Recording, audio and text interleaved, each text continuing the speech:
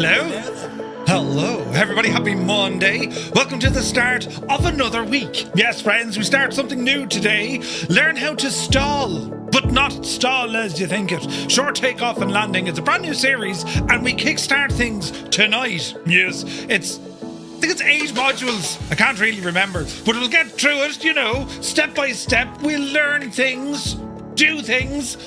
Mistakes will happen, Oh, terrible mistakes, but it'll be grand. It's all within the simulated environment we call Microsoft Flight Sim 2024, which is only great crack altogether. So, hope you had a great weekend. I was busy. Right, so, we went about wrapping the front of all the cabinets in the kitchen. Right. A terrible announcement to make. So we went about started to wrap them, with vinyl wrapping, right? Got all the vinyl rolls in, got all the fancy knives and friggin' Edward Scissorhands, and I even got a heat blower. A heat blower! Don't use it as a hairdryer, it'll burn your head. But ask me how, right? But anyway, started into that on Saturday morning, and about 5 hours in, we had completed one drawer. And it was the easiest drawer because there was no detailing on the front, right? So then we went about tackling the second drawer. Anyway, to make a very long story very short, I had absolute rage quit, broke things, threw them around the place and said, let's not worry, I said. I got on to B&Q. That's like your home base or home. What do you call it in America? The home thingy, right? Home Depot, right? Anyway, one of those, and ordered proper kitchen cabinets, the doors, right? I'm not wrapping that stuff. Did you see? We watch these TikTok videos and they're all like, yeah, look how clean your man can make it. Listen, these hands are not built for it. So, they're on the way.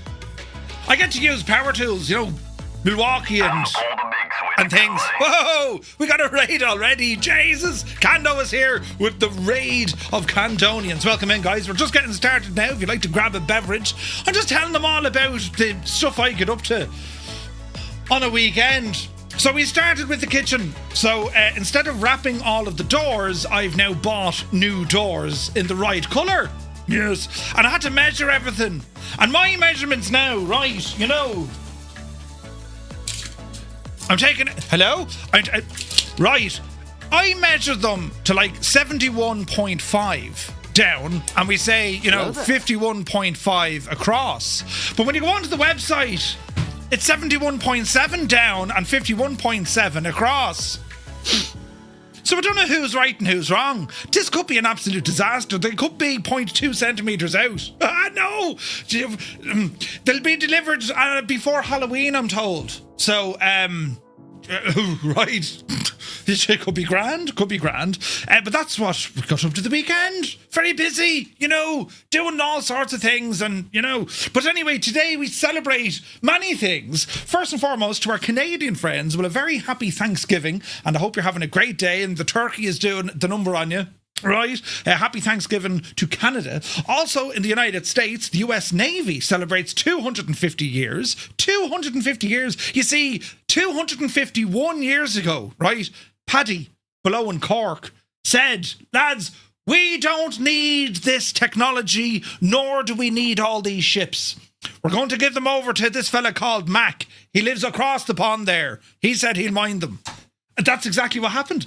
Ireland, of course, inventing the Navy, right? And what else are we celebrating today? Oh, that's kind of it. There's two things, But anyway, yes, welcome in and welcome all. Tonight, a brand new series all about trying to master the art of short takeoff and landing. All the flying part. It's known as STOL, S-T-O-L, and it's here at Microsoft Flight Sim. The series, we hope, is going to teach us everything we need to know about our short takeoff and landing, from the basics of what it is and why it matters, to the skills, the techniques, the environments that make us such a unique part of aviation. We'll explore bus trips from all around the world. We're going to learn how to master the aircraft handling at the edge of performance, and then eventually step into the world of e-STOL competitions, where precision and technique decide the winner. In part 1, we're going to lay the foundation, understanding all about what STOL really is and why it matters, right? And we're going to start off here at an airport. It's 42 Bravo. Now, when you load in here, it's called Goodspeed Airfield, right? And it's not...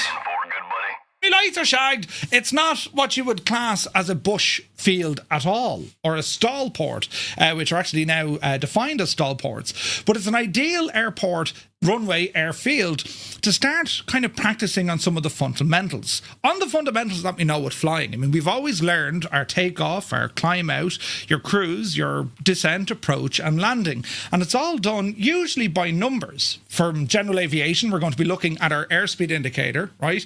We'll know roughly, based on our weight, what the winds are doing at the airfield. We'll know roughly we hit a certain speed or you know, velocity, V, right?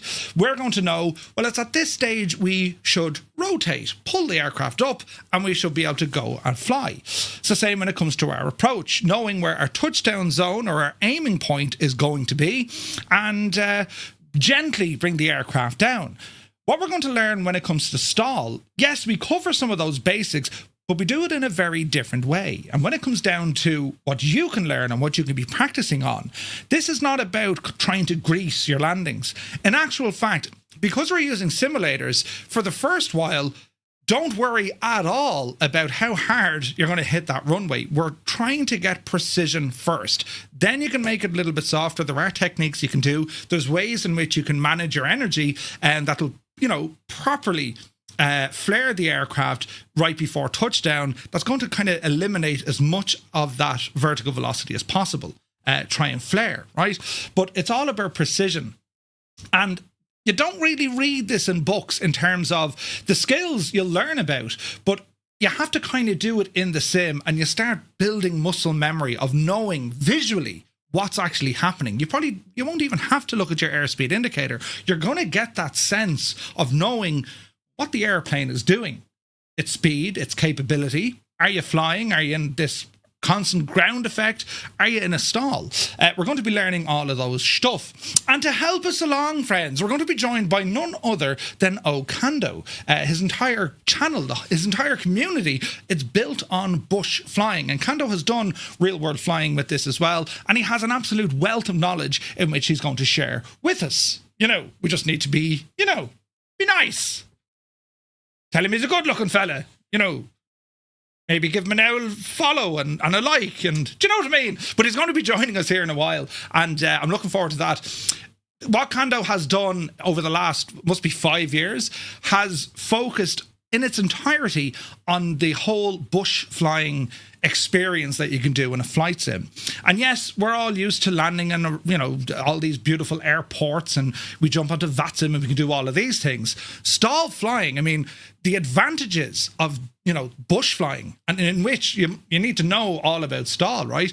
It's going to be getting you into places off the beaten track, away from, you know, where everything is beautiful, you know, asphalt runways and all this. And we need to know what to do. It's one thing to be able to, you know, land. Landing tends to be that little bit easier getting into a tight spot because, well, you can really drop your speed. Taking back off, that's where the challenge is. It could be high terrain, there could be sloped runways, it could be a bad run. There may not be a runway. So these are the things we all have to consider. Right? So what we're going to cover tonight, well, we've 2 modules. As I said, there's 8 modules altogether that I've worked on. But module 1, it's our introduction into what STOL is, what it is and what it isn't, how it evolved through history, and also some of the real world operations. Why is it such an important skill set in simulation and, of course, in the real world?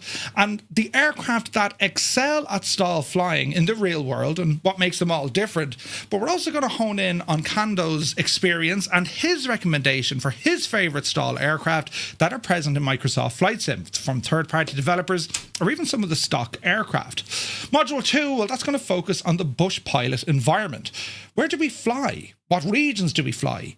How the terrain, the wind, slope of the runway, even the surface will all affect our performance when we're trying to do our takeoff and landing. We're also going to learn a little bit about density altitude, what it is, why hot and high equals, you know, poor performance. You could be, for instance, you know, in a Cessna 208 Grand Caravan loaded to the absolute, sitting on the ramp in Shannon, right? And that would actually outperform something like a Kit Fox, which is nearly empty at about 6,000 feet on a mountain strip. We're going to learn the differences.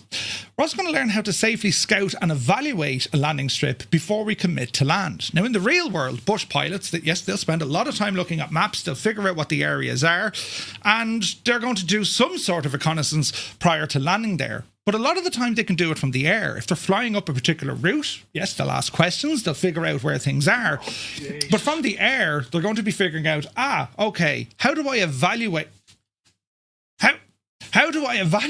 what's going to happen here? As I said, it's one thing to land, very different thing then to take off. Often in the real world, when you do land at one of these locations, you break out the camping gear and you have your barbecue and a couple of pints.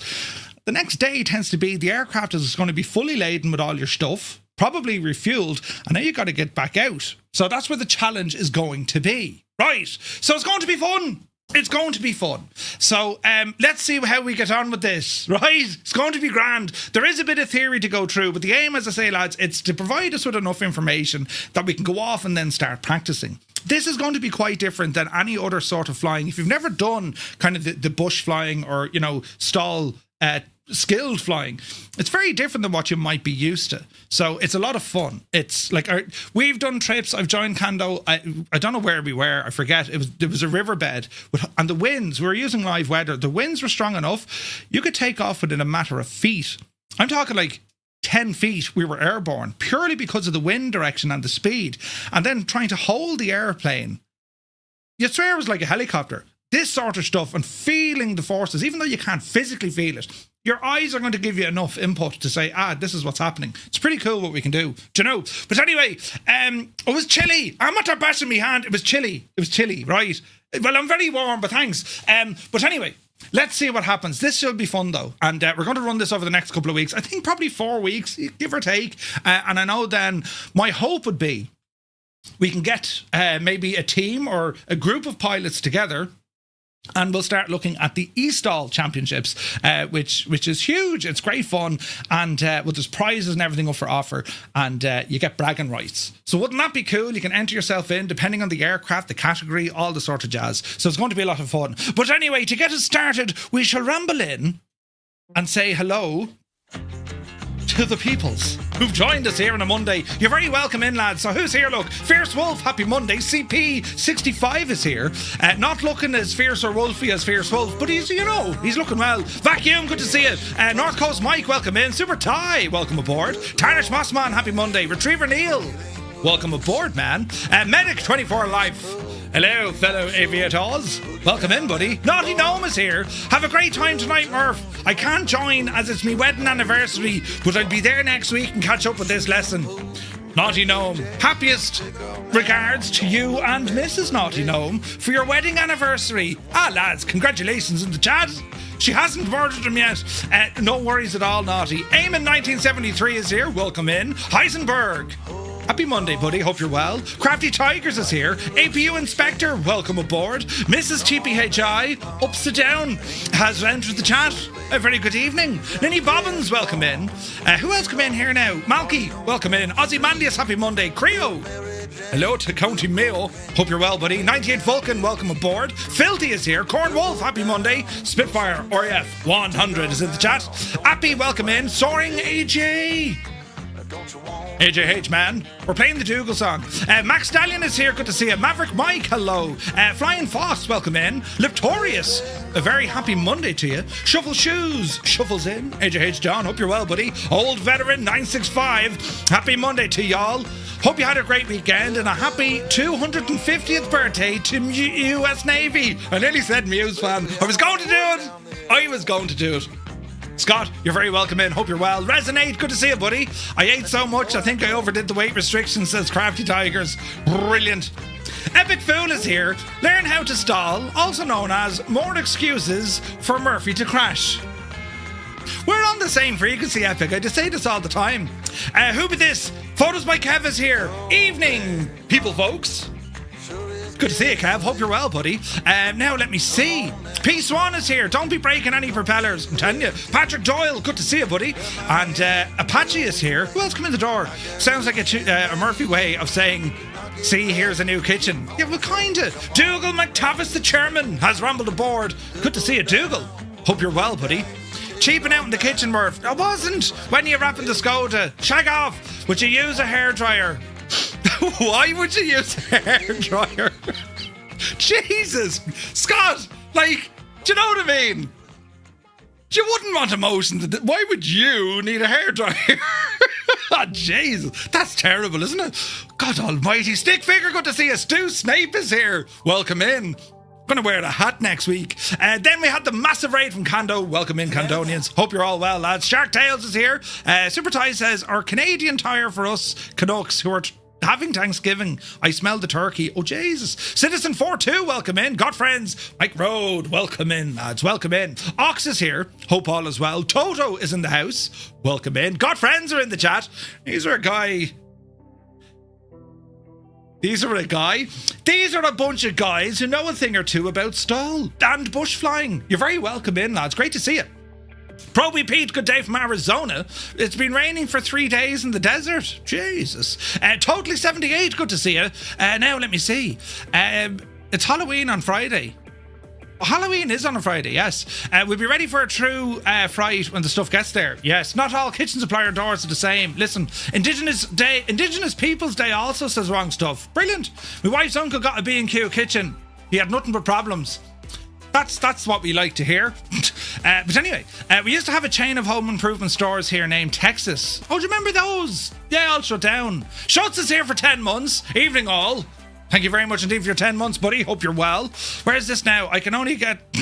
Jesus. This morning I tried to catch some fog. I missed.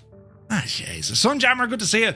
STOL, not confused with stall. Yes, stole or stall. Indeed. Where is this now? Get him to drink beer. He'll drink a few beer. Now, let me see. Downrange, good to see you. Short field takeoff and landings, good stuff. That was my favourite during training. Nice. Yes, we shall have fun. It kind of goes beyond your kind of standard general aviation flying, because in a lot of these kind of short field stuff, when it comes to bush flying, I mean, we can get into the whole, tail dragger or nose dragger, like what's going to be a better aircraft. And yes, there is, truth in the rumour, understanding and knowing your aircraft well will give you a distinct advantage here, because, well, you're going to know the feel, you'll know its limits, right? But the idea here is it'll apply to any aircraft. Do you know what I mean? STOL planes pretending to be helicopters. I'm telling you now. Where is this now? Asphalt runway. Ding dong. B. Carlo, good to see you. I think our STOL CFI has been drinking. In a box man is here. 18 months, man. Thank you very, very much indeed. Good to see you. Zybok Doc is here calling from Denmark. Hello from Tipperary. Strap 21. Hola. Hope you're well, buddy. Where is this now? Plane crashes and manic takeoffs. Yeah, that's a way to do it. Where is this now? Buttons. Kill switch, welcome in. P. Swan, yes. Who else come in? Mutley, good evening. Now that looks like a STOL strip. Who, what? Murph, stop saying bush. Right. A clear spot in the back of the head. Great bunch of lads. Dr. Sisu is here. My dude. Great to see you, man. Hope you're well. Some great scenery in Chile. Oh, Chile's awesome. It's loads of fun. Where is this now? Maybe the final lesson will be do a STOL takeoff in the A380. Yeah, sure. Heapster, good to see you. Where is this now? Mr. Minimite, happy Monday. Frankie Poops just landed in some fun wins in LaGuardia. Frankie, good to see you, buddy. Regards to you and the missus. Hope all is well. Right, we're over here now. No comments about feet pictures. Ian Fisher, good to see you. Frozen Gamer, welcome aboard. Energy management to the extreme. Absolutely. Let me see here now. Muse Fan is here. Good to see you, my dude. A very happy Monday. Right, who else come in? We're almost done. Who else come in there now? A quick and hello to Sergeant Sausages Aviation. You're very welcome in. Visualize is here. Dave Cleary, legend Dave. Welcome in, Dave. Happy Monday. Northland Air. A very good evening. Who's this now? Mohammed, welcome aboard. Or is it Mohammed? Mohammed, you're very welcome. Now, let me see. Is it Javier? Good evening. Flying Diggs. Howdy. Hope all is well, Diggs. JP is in the house. James Wilding, good to see you, buddy. Now, let me see. Party Newcastle this weekend. Brilliant. Damo, good to see you, bud. Jesus, that you need to get on, I'm just saying. Brilliant, right. Or you can issue it out as a punishment. Yep, you need to go back now and watch your man and count how many times he says Jesus. These streams go on for about 4 hours. They'd love it, they'd love it. But I hope you're well, buddy. Icarus is here, good to see us. Sumner, welcome in. Black Sheep Jean, I have now watched exactly, continuing this stream, one stream in a row. Good to see you, man. Visualize, welcome aboard. Where's this now? Sourdough Man, good to see you. Kubi Montana is in the house. Solomon is here. Angels15, happy Monday. Truck Prime rather. Are you looking at these off of Discord? Am I looking at these off of Discord? What do you mean, Tuck? Tuck Prime. I said Truck Prime. It's his cousin, twice removed. Tuck, welcome in. Your room looks like the bridge of the Starship Enterprise. Engage. It does. It's very fancy. It's warm though. Wesley is here. Good to see you, Wes. Where is this now? NM Flyer, welcome aboard. Northland Bush Flying, welcome in. Devil Kid, welcome aboard. Mr. TPHI is here. Lee Russell, good to see you. Lads, it's all kicking off now. A great bunch of lads. And sure, let's see what happens here now, right? Kozaki Flyer checking in from Alabama. Welcome aboard, my dude. I had a few interesting landings in the Amazons last night. Definitely need to bring some bush flying in Brazil. Brazil is quite good for it as well, yeah, 100%. Right. Here's a button I'm going to press, and then I'll press another one.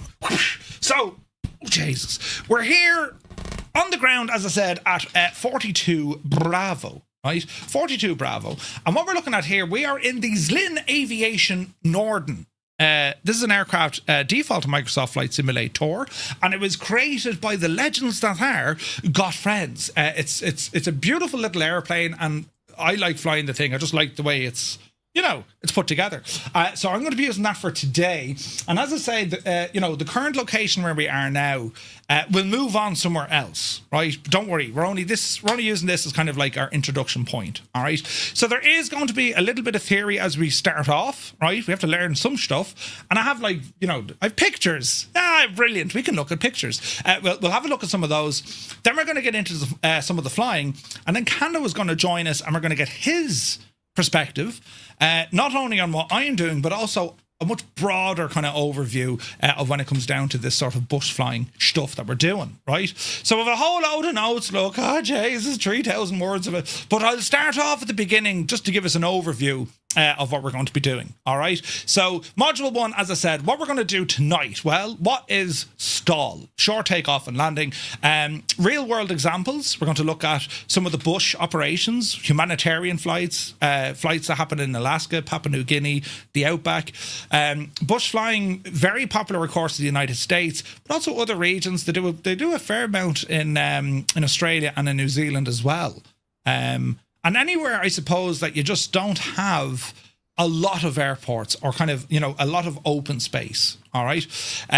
What we're doing in simulation, what can we do? How can we do it? And the sort of fun you can have with it, right?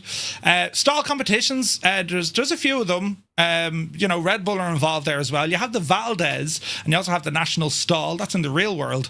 And, in Flight Sim, we have eSTOL. And it'd be interesting to see kind of, where that evolves to. Also, we'll look at some of the commonly used aircraft, things like, the Piper Cub, the Husky, Beaver, the Wilga, Kit Fox, PC-6. You'd be surprised that some of the aircraft are actually designated as STOL, S-T-O-L aircraft. Some of them are friggin' huge, lads, right? So is there a recommended place for this? Place or plane? The Norden. Yes, the Norden. This is the Norden. It's beautiful. It's in Aviation Norden. What did I call it? Did I call it something else? Norden. Did I call it something else? I would go with this sort of stuff. The Norden is brilliant, or, Kit Fox, that kind of stuff. And we can take it on from there, right? But anyway, Module 2 then, the bush pilot environment. Where can we fly? Finding and installing bush sceneries. That's a basic thing, but maybe where do you find them, right? Understanding the terrain, wind and weather conditions, off-airport landings, rivers, sandbars, meadows, glaciers. You can pretty much land it anywhere, right? Module 3 is going to look at aircraft and configuration, choosing the right aircraft for the right job, weight and balance management, that's fuel, passengers, cargo, modifications to the aircraft. We'll look at the real world, but also what options we have here in the sim, right? And that comes anything down to your Thunder tires, vortex generators, stall kits, you name it, right? Flap settings and the effect on performance. And it's not just your standard flaps. There's all sorts of stuff on these planes. We'll also have a look at some of the real world modifications that are used. Module 4 is going to be the core stall skill set, as in your slow flight, mastering aircraft right at the edge of stall. You be flying along and that stall bell or the horn, that's going to be whistling at you, but you're still maintaining steady flight. Short field takeoff, your brake release, maximum liftoff technique, short field takeoffs for your ground roll management and keeping the nose light. Obstacle clearance, clearing trees, cliffs, ridge lines, go-arounds, it can happen, right? And pilot focus and muscle memory when it comes to the competition, the 3 skills: short ground roll, control at low speed, and accuracy. Module 5 will cover our bush flying operations, reading terrain and also scouting strips, low passes, observation, wind awareness and landing direction choices, right? Sometimes in bush flying operations, or when folks fly out in the bush, they might have to take off with a tailwind. Only because, it's probably the safest way to fly. So we have to consider that, right? Sometimes, you can't take off into the wind because there could be an obstacle in the way or a mountain in the way, Other things we look at is our risk factors in relation to our competitions. So if there's crosswinds, surface conditions, and how do we mitigate the dangers, not only from the aircraft in terms of weight, balance, setting up your controls so you actually have proper feeling of it, and then the use of rudder pedals, try not to tip the nose over, all this kind of stuff, all right? Module 6 is stall in the online world. Can stall be done on VATSIM? There's one for you. Practicing short fields with ATC oversight, when to fly offline, and when we do some of our own bush trips, which we tend to do as group flights. They're always a lot of fun. Then we're going to look at eStall, the actual eStall, Module 7. It's the national stall, right? But it's the computer version or the simulated version. We're going to look at the scoring. How does scoring work? The shortest combined takeoff and also landing. Categories of aircraft used. Microsoft Flight Sim sceneries that they use, and how competitions are measured. And in the last bit then we'll look at taking part in a stall series or a stall event, and that's kind of where we go. So a lot of the information that I have tonight, I'll share it all with us over on Discord. As I said, there is a little bit to cover, but we'll get through it kind of bit by bit and then see how we go, right? And as I said, we're going to have Kando jumping on relatively soon here now as well. I think that'll work, Kando. Yeah. So, any questions so far? Grand. So, what is STOL? Short takeoff and landing, operating safely from very short or rough surfaces by flying slow, generating high lift and managing energy precisely so you can lift off in minimal distance and stop in minimal distance. The essence, well, that's your energy management. We land at the lowest safest airspeed, thus lowest kinetic energy. We touch down exactly where planned, and we use aerodynamic braking. Does anyone know what aerodynamic braking, what we mean by that? And also using the wheel brakes efficiently and safely. On takeoff, we convert engine power into lift as nearly or as early as safely possible without mushing or stalling, right? So, yeah. Ready when you are. Sweet. Yeah, so that, it's aerodynamic braking. Think of that there, right? Using the air around you to brake. But how might you do it, right? So aerodynamic braking. I want you to, let's kind of, fourth dimension stuff here.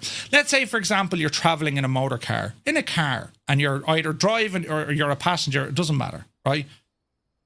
You're driving, and let's say you're doing, 40 miles an hour, okay? If you put your arm out the window, put your hand out the window like this, keep your hand perfectly straight, right? You're literally driving like this. Your arm is out there, but I want your hand to be exactly like that. And what happens is, well, the airflow is going over and under, yeah? Okay, well, what would happen with the air now rushing this way? What would happen if you were just to do something like this? What would happen? Your arm would get shoved back, wouldn't it? Completely. Why? Because now the air is hitting a larger surface. So in theory, what's that actually doing to your arm? Try it the next time you're in a car. Just don't lose your friggin' arm, right? But like, put your arm out the window as you're driving along. Keep your hand dead straight, so you'll feel the wind. You'll know your job is to keep that dead center. But then just start lifting your hand, lift your fingers, peel them back a little bit. You'll see what happens. That's the very same as aerodynamic braking. You're going to put more surface of the wing, more drag into that air, and it is then going to slow down the velocity of that moving object. That's what it is, right? So you can't do much of those small hands. But you get the idea, right? That's aerodynamic braking. So if you were to say, right, well, look, if that was me wing and I suddenly did this, right? Now, what does this also mean if that's your wing? There's a name for that. We're talking about you're changing the angle. What's another name for that you might have heard before in aviation? You know, you tend to hear it a lot when it comes to like combat or military aviation, right? But when you change your angle of attack, your AOA, angle of attack. Now, angle of attack doesn't mean, yeah, we're going to burst your man down there and, you know, stitch him a loaf. Angle of attack is the angle in which your wing is attacking the airflow coming in, right?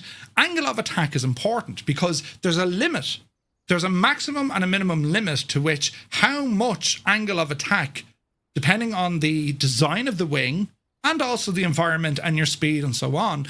But there's a huge kind of line in the sand. If you pass that, regardless of airspeed, you could stall a wing, and you stall the wing, that stops your lift, right? So even though you could be moving fairly fast, if you exceed your angle of attack, right? We're not even worried about, you know, breaking the plane or bending materials. We're just talking about if you go over beyond that line of your angle of attack, regardless of your speed, that wing will stall. So these are things we need to consider. An angle of attack is very important because this sort of aerodynamic braking that we're talking about, right? Think of it, your arm is out the car, you're driving along, put your hand up, it slows. That is one of the core parts of when we do a flare, right before touchdown, especially when it comes to STOL airfields and STOL aircraft. If we can increase the angle of attack, reduce our velocity, that's how we're going to do it. All right. Now, there's other things we can do as well. We can do things like, you know, another way. If we can't use aerodynamic braking by just pulling back on the angle of attack, how else might you make the surface of your wing bigger so that the wind is hitting it or the airflow is hitting more of your aircraft? You're looking for more drag. What might we be able to do to our aircraft that's going to extend the size of that wing? Flaps. Correct and right. Party Newcastle. You'd use your flaps. Your flaps, slats, leading edge, trailing edge, doesn't matter. We can get into all that, but it's the same sort of technique. And what you'll see, if you look at some videos, what you'll see some STOL pilots do or bush flyers do right before they land, and I mean like, you know, 20 feet before they land, you'll see them engage the flaps. They'll actually lower the flaps. And the reason why they're doing that, it's going to allow the aircraft nose to lift that little bit before touchdown. Scott from A2A gives a great example of this with the Comanche. As he put it, he loved it. Like, Comanche is a great plane, to what Scott would say, to plant it. The idea being is you're coming right in just before touchdown. As you flare, drop the flaps, as in go full flaps, and you plant the aircraft down. Now, this is where the skill element has to come in, because it's all about timing. So far as when you want to, you know, plant it, you got to be careful. In the real world, there's consequence, because you could bounce. Worst case, you'll bounce and break something, right? Which we don't want to do. But certainly as we're starting off, don't worry about the finesse of, you know, how gentle you hit the ground. This is all about precision first. Get the aiming down to a fine art, and then we can start focusing on, right, how do we make that a little bit lighter and a little bit more finesse. Do you know what I mean? High lift devices, yeah. So we can look at high lift devices as well. So looking at the wing of the aircraft, we just need to understand some of the details that we can use to our advantage when we try to do it, right? Another way, and this is a little bit more advanced, but it's just to get you thinking. Outside of, you know, the angle of attack and using flaps, what might be another technique to lift the nose of your aircraft right before touchdown? I want you to think on this. Let's say, for example, you're flying level in your general, or any plane, but usually general aviation airplane. Let's say you're flying straight and level. What happens to the nose when you apply power? When you apply thrust, what happens to the nose? Similarly, what happens when you reduce the power? What happens to that nose? What does the nose in the aircraft, what direction does it go? Does it go up? Does it go down? Right? So if you apply power, especially with, you know, bush aircraft, which they're well beyond your standard general aviation aircraft, they tend to be high performance, very high performance. So when you apply power, the nose in a lot of cases will lift. If the nose is lifting, you're now using mechanical aid, the nose will lift, that'll keep the nose up. Hello there. Yeah, if the nose drops, it drops down again. Power for attitude, pitch for airspeed. Yeah. Power for altitude, pitch for airspeed. Correct. But it's the same thing. If you apply power right before touchdown, give it a shot with the beans, the nose will come up a little bit. Then you can cut the power. You're only using it in a very small segment just to get the nose of the airplane up. All right. So we'll have a look at that as well. Now, things we need to know is STOL is not slamming into the ground and jumping on the brakes, you know, hoping everything's going to be all right. It's not full flaps and, you know, slip it in sideways and let's see what happens. The whole idea, true STOL, it's repeatable, it's controlled, and you're very margin aware. That's what we're trying to train. You can probably, I've done it, you know, manky landings, barely any sort of velocity going down, and we managed to put the aircraft stopping it really, really short. But this is something that we just need to be able to do consistently, right? Consistently. Kando, thank you very much. Muse, you legend, gifting a tier 1 to Kando. Thank you very, very much indeed. So some of the things we're going to learn about, right? The key terms, V-speeds. And you've often heard of V-speeds before. V1, you know, V2, VR, all this sort of stuff. So we have VSO and VSI. We have stall speeds for dirty and clean, and stall work happens just above these speeds, VSO and VSI. All right. VREFs, target approach speed, often a buffer above stall, and it's type specific to the aircraft. So your VREF. Your wing loading, weight divided by the wing area. The lower the wing helps. The lower the wing loading helps with slow speed. Power loading, which is weight divided by horsepower. Lower numbers equal stronger takeoff. So the more powerful the engine is, makes sense. More powerful the engine is, right? And then the overall weight of the aircraft. So horsepower and weight. Ground effect, reduce induced drag close to the surface can help with lift-off floats. So ground effect is a thing. It is modelled in the sim. And that's where, with the momentum of an aircraft moving forward, there's such ground effect as in pressure underneath the airplane. It floats. It can't actually get down there until the speed has dropped enough for the wings to fully stall. When you're in ground effect, the wings are still doing their job. They're generating lift, or they could be maintaining lift. These are things we need to look at. And then density altitude. So we could learn all of these skills and, you know, how do we pitch the aircraft up, be it in our flare or just before our final approach or touchdown. But then density altitude will come knocking on your door, and density altitude will want to throw your planning out the window because it changes from region to region and it changes with the weather. Density altitude is huge, right? It's huge. Now, I'm going to give you a link here to a very, very useful, handy website. It's from the Pilots Institute, lads, right? And I'm going to share this with you, and we'll have a quick look at it here. Enzi, good to see you, buddy. Where is this now? So this is all to do with your V-speeds. Sometimes you may have looked at, aircraft POHs, or you've heard people talking about V-speeds wondering, what? So let's have a quick look down through it. V-speeds provide safe aircraft operation. VX and VY optimize your climb performance. VNE and VA prevent structural damage. VSO, VS1, VR, V1 and V2, they guide your key flight phases. Now, you're not necessarily going to be dealing with V1, rotate, V2. You're not going to deal with that necessarily when it comes to your bush flying, depending on the aircraft. But we need to know and understand, well, what these are. right? VSO. VSO is your stall. That's when the machine is going to stall, right? So anything below your VSO. And if you ever look at this on your airspeed indicator, just to explain, right? So a standard airspeed indicator, it's in knots, right? And we can see that it starts at 0 and it goes all the way up. We have this white line on the inside, but it only goes from about, 52 knots up to about 86 knots, right? Does anyone know what that white bar represents? And see the way we have the green. Well, the green is showing us anywhere along VS1, right? That's known as, it's pretty much safe speed, right?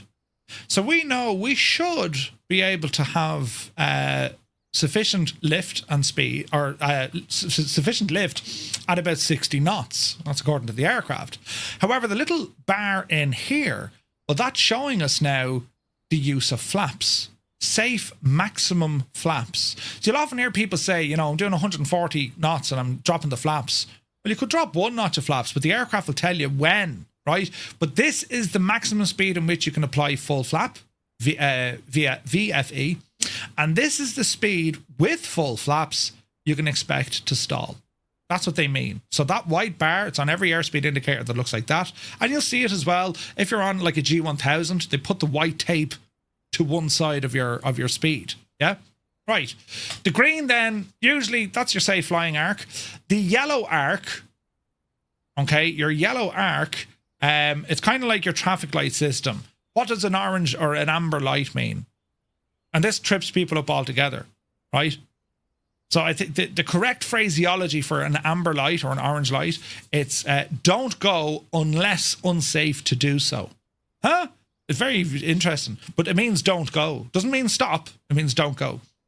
The red line, the red line, right? We do not exceed that line. And why would we not want to exceed that line?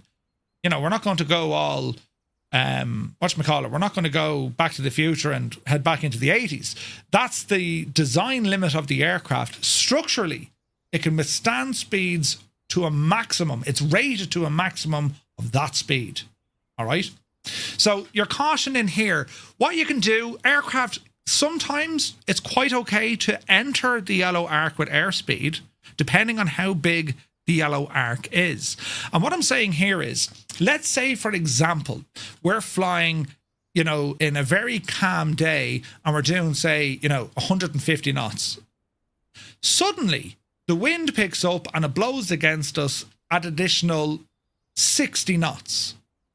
Well, that's going to push us right up here, technically, because our airspeed, the speed in which we're moving through air, or the air flowing over and under the wings, has now increased. So therefore, the yellow arc, yes, you can use it, but usually in very calm weather settings, calm wind, all that sort of jazz. Otherwise, just stay clear of it. Stay clear of it. In the real world, it's more important than the sim. Right, you're not really going to cause damage in here. The worry is, of course, if you get a gust and you're in the yellow arc, well, the gust can throw you over VNE. All right. So V speeds are specific airspeeds that are defined for operational reasons, such as limitations, as in your maximum flap extended speed (VFE), or performance requirements, the best rate of climb speed. In other words, V speeds serve as critical benchmarks that guide pilots in managing the aircraft's performance and ensuring safety. For example, the rotation speed, VR, is the speed at which the pilot initiates a gentle rotation of the aircraft to lift off the ground during takeoff. A V speed may change depending on factors such as the aircraft weight, the weather conditions, but its designation, example VR, remains the same. So the speed might change, but it's still going to be classed as VR. All right? You may find several V speeds on the internet that aren't listed here, because V speeds we're talking about today are defined in, it's all to do with kind of FAA stuff. All right. Any other V speeds you encounter are likely manufacturer specific, and they aren't regarded as the official V speeds by the FAA.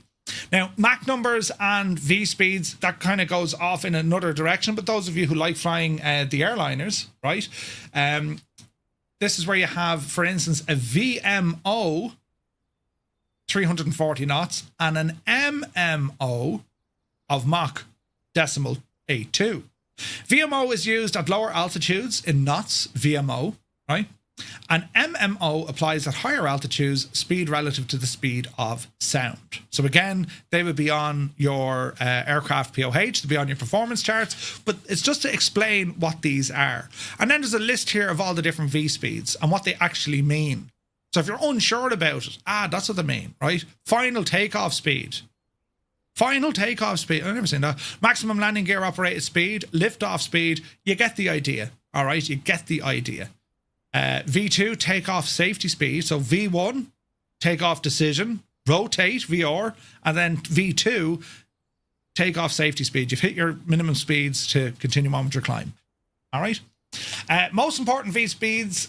We have rotation, best angle of climb, best rate of climb, maneuvering speed, VA, maneuvering speed, maximum flaps extended speed, maximum landing gear extended speed, never exceed, maximum structural cruising speed, VNO, stall speed, takeoff decision, takeoff safety, VEF, critical engine failure speed during takeoff, and then minimum control speed, VMC. Are we happy enough with that? It goes on and on and on. I just wanted to explain that's where we get these numbers, right? That's where they get these references from. If you've never seen or heard of them before and you always wanted to know, what's all this V speed talking about? There you go. And that's from the Pilot Institute. So the link is in the chat. Give out. Good to see you. My speed vertically isn't great. I'm much faster horizontally. The man can crawl. So you get the idea. Here it's showing us again on the airspeed indicator. So we can see flap operation range, the white bar, maximum flaps extended speed, normal operating range, maximum cruise speed down the bottom, the caution speed, and never exceed. All right. And then stall speed for landing gear and flaps deployed right down there. All right. Are we happy enough with this, lads? We don't need to go on and on and on about it. I thought it was useful information just so you knew what the crack was. All right. Right. We're getting there. Now, we'll have Kando on now in just a moment. We're nearly finished. So now, STOL, the early records of STOL aircraft. And this is mad, lads, right? Can you name me a couple of STOL categorized aircraft in the chat? A couple of different aircraft that you think are STOL capable. Because you often hear that, even the 146 had STOL capabilities, right? So we have a now list of STOL aircraft. And this isn't it's not an exhaustive list. It's just some of them. But some of the aircraft you'll see in this, you'll say to yourself, well, Jesus, really? That's interesting, right? So some of the bigger aircraft, yes, the Britten Norman, right? Or the Britten Norman, the Defender, right? The CASA, the C212, and also the 235s. Of course, de Havilland aircraft are in there. The Beaver, right? The Otters, the Twin Otters, they're all there. The Dornier, right? The Dornier 228, which Coronado did one of these, a twin prop, beautiful airplane. I reckon we're going to see one of those in the sim soon. The Javelin V6, no. The turbojet, the L410 turbojet, very similar to that, the Mitsubishi one, yeah. RJ 700, Carbon Cub, yeah. Islander, yeah. I can stall any aircraft. Okay, I'll stop. DH5 Buffalo, yeah. Kit Fox, of course. The Maul, the 170, 180, yeah. Very good examples, lads. Very good examples. Did you ever hear the Murphy Radical? It's a Canadian-built aircraft by Daryl Murphy. I hear it's a great plane. But anyway, the list goes on. And then, of course, you have aircraft such as the Wilga, phenomenal airplane. The Kodiak, to some extent, the Grand Caravan, the short Skyvan.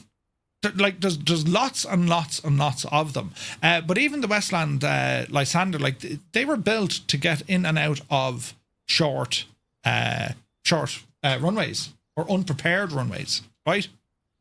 So the early routes, they pretty much started off in the 1930s. Light, slow aircraft, usually Cubs, specialized types like the Storch, if you've ever heard of that, German built, Feisler Storch, I think. Then into the 1950s, workhorses such as de Havilland came on board, the Beaver, and also the Otter and so on. The modern era, of course, you have these kit aircraft, experimental aircraft, the Carbon Cubs, the Husky, the Wilga, Draco, the Norden, all this kind of stuff. All right. So it's when you get into the competition scene of aircraft, that's where they kind of take the the foundation STOL aircraft, and they're built specifically for competitions, right? So STOL started as a practical remote access requirement, or how do we build aircraft that can get in and out of these smaller areas, and it had evolved then into precision, or into a decisioned discipline. All right, the skills are the same though, regardless of what aircraft you're flying. The skill set, it remains the same. All right. So there's a list of a couple of aircraft. As I said, the Storch is in there. The Birdman Chinook, right? We saw one of them released not too long ago on Microsoft Flight Sim. The Cub, the Piper Cub, the Kit Fox, and so on. All right. So where or why would you be using STOL in your day-to-day flying? Right. Let's think on a couple of reasons. Why might you need to have STOL capable aircraft? And what sort of missions or operations would require you to have STOL capable aircraft, right? Anything that's defined as short takeoff and landing, right? That's pretty much it. So any ideas there? Like you think about what sort of pilot operations would have a huge demand on STOL. Short takeoff and landing. And then when you realize what it is, then you look at the aircraft that these guys actually use, it starts making a lot of sense. Starts making a lot of it. Medical, great one. Medical emergencies. Now, I know we have choppers, right? Helis, they're the mother of all STOL, right? Because they can just hover.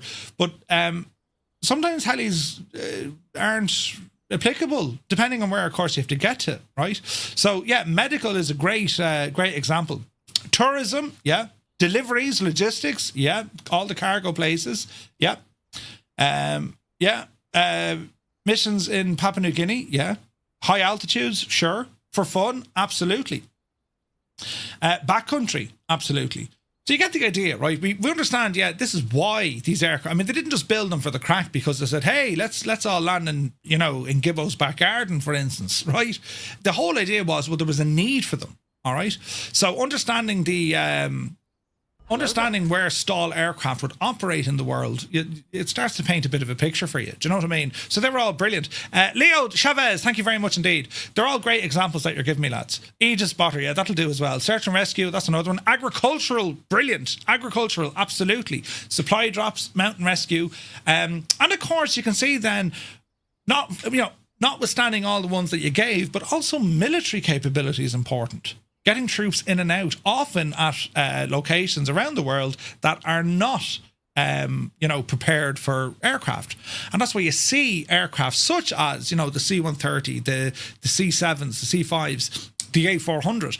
These aircraft are highly powerful aircraft, savage power. The idea being is they can get in and get out in a relatively short distance. And that's the idea behind them, right? Environmental realities. Wind, right? So where might we have to consider this? Wind, a headwind, right? Think of this now for getting in and out of an airfield. The environmental things we need to know about, right? So wind has a huge impact on what you're flying and how that's going to impact on your landing. The direction of the wind and also the strength of the wind. As pilots, simulated or real, what's our job always trying to do? What do we always want to try and do when it comes to the wind, when we're taking off or landing? What do we want to be doing? Where do we want that wind? We want the wind behind us, beside us, or in front of us. We want to be into the wind. Take off and land into the wind. Yeah? That's what we always try to do. Otherwise, you get into, tailwind and all this sort of stuff and crosswind, which you're able to do.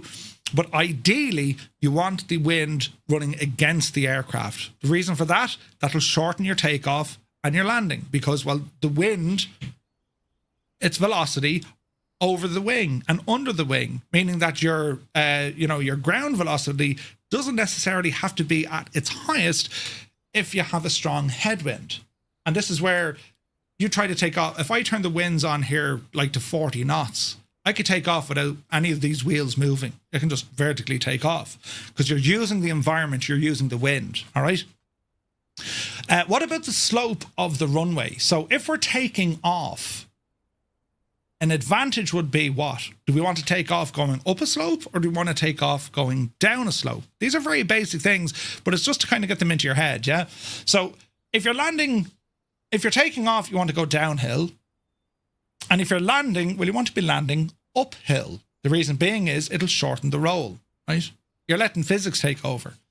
Also the surface. So for example, we could say, right, if we want to land on a runway that's wet or icy, or we want to land on, gravel or grass or ice, knowing the surface is going to have a huge impact on figuring out where you should be able to either take off or land from.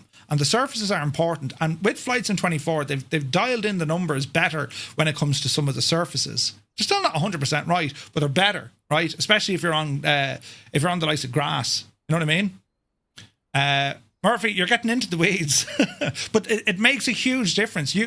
We'll look at different kind of takeoff roll. We'll do one here on the runway. We'll do one on the grass. You'll see the differences. All right. So that's the surface. Then we'll talk about density, altitude, and temperature, because this is the he's in the bushes waiting to spring out and surprise you. Density, altitude. Basically, if the temperature is hot and you're high up, that's going to give you less thrust and less lift, which means it's going to take you longer to take off. And you'll have to be technically traveling faster without stalling. So density, altitude, it's huge. It affects all sorts of general aviation flying, but particularly bush flying. And then we get into mountain flying and all this. Then we need to look at our weight and also the center of gravity. There are things that we can do within the sim. For example, we can open up our little EFB. On any aircraft, you can open up the CFB, and we can change the center of gravity. And this is important. Real pilots do this. They'll change where the weight of the aircraft is. They'll offset, or they'll put more weight in a certain area. For example, if you have always that challenge of every time you land in a tail dragger and you hit the brakes, you immediately upend it. But put the weight towards the back of the plane. See what happens next.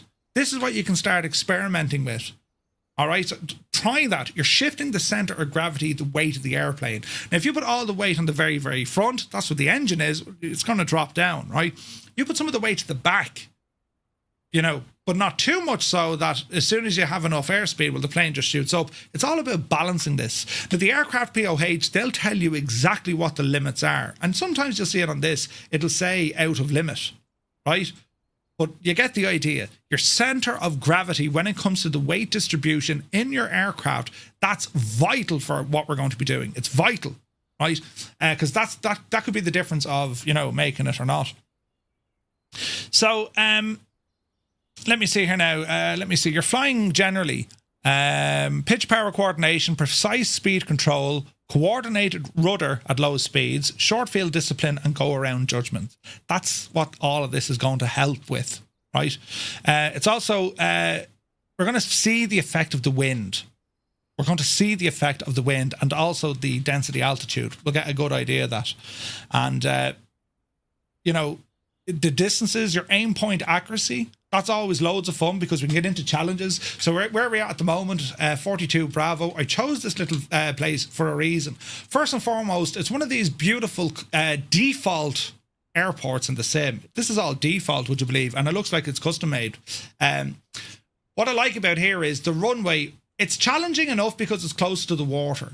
But what I like is there are trees, but they're not blocking the runway. And the idea being is we're in this little area around the lake. Our plan is we're going to be taking off and landing on runway 14, and it's going to be a right-hand pattern. And then just for the sheer crack of it, well, there's an obstacle, i.e. a bridge, before we get to final. So there are things to consider on the ground, but it's just one of these little training locations so we can start honing in on the basics without having the imminent danger of actually crashing. We'll move on to that a little bit later because of another airport we're going to use. But 42 Bravo, it's a default scenery in the sim in Flight Sim 2024, and this is going to be where we're do our first practice. And if you notice on the runway, we have the center line. It's a broken center line, and we can count There's 9 of them, I think. 1, 2, 3, 4, 5, 6, 7, 8. There's 10 of them. There are 10 lines. So what we're going to start to do, because we want to start learning bush flying, our aiming point to start us off, our aiming point is going to be the third line. And that gives us loads of scope. Some people they'll probably be able to do the first line. They'll probably be able to stop it within the first line, right? But we're not worried about that just yet. Starting us off, we're going to be aiming for that third line. That is going to be your aiming zone. You want that to be your touchdown point. That third, anywhere on it, it's whatever, 15, 20 feet long. The third line is what you want to be aiming for your landing, right?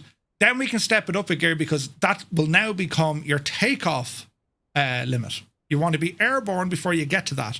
And then we can tighten it up. We can go back to 2 and then we can go back to 1. And all of that is achievable. It's all achievable. It's all achievable. All right. Any questions so far? No? No. Good. Right. Grand. We're nearly there now. Now, let me see.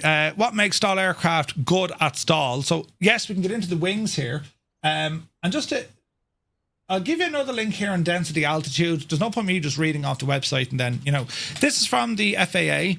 It covers density altitude. We're going to be covering a little bit more of this later on, but there's some information. It's all from the FAA. They explain what density altitude is and why does it matter, right? I remember Fabio years ago showed a great video from like the 80s or the 70s, all about density altitude. That stuck with me. But it's just interesting, and you'll see when we start changing the weather in the sim, it's amazing. You'll think, geez, no problem, sure, I take off out of this airfield all the time.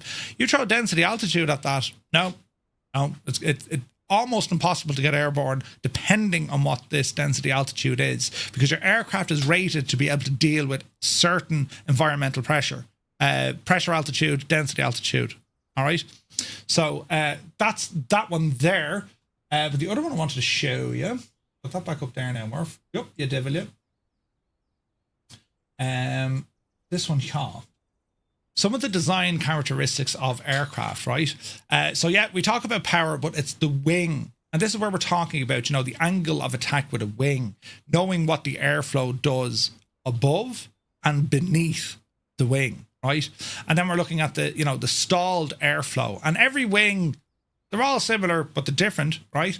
But it gives you an idea with airfoil and with slats and flaps, airfoil with flaps, and then a plain airfoil. So you can see the shape of the wing and how it impacts on what it's doing with the air. And you can see the lift coefficient and also the angle of attack.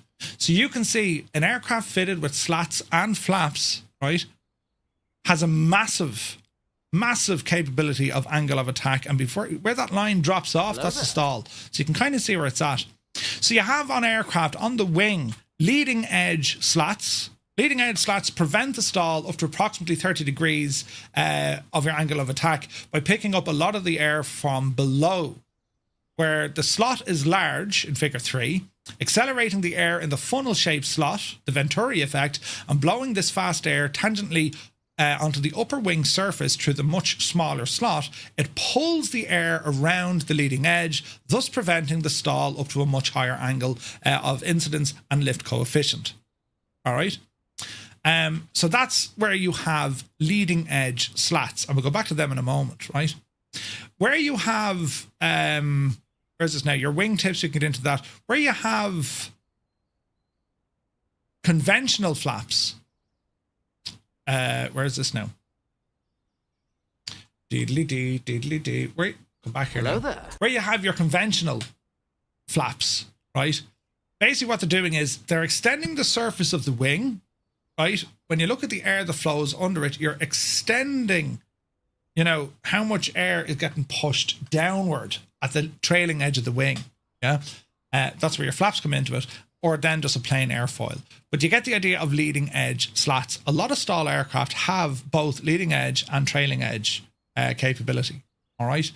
Wingtips, again, if it's a rounded or a square wingtip, or indeed they could have raised, as in fins coming up, or sharklets, as you call them. All right. So yeah, interesting stuff there. Flaps, ailerons, flaperons, different design of the flaps, right? We can get into that a little bit later on, but also other things or other other control surfaces. Your ailerons are there, of course, but also your elevator and also your rudder. Some aircraft, only part of that horizontal stabilizer moves, right? Only part of it. A lot of good stall capable aircraft, the whole thing moves. The entirety of that tail moves, right?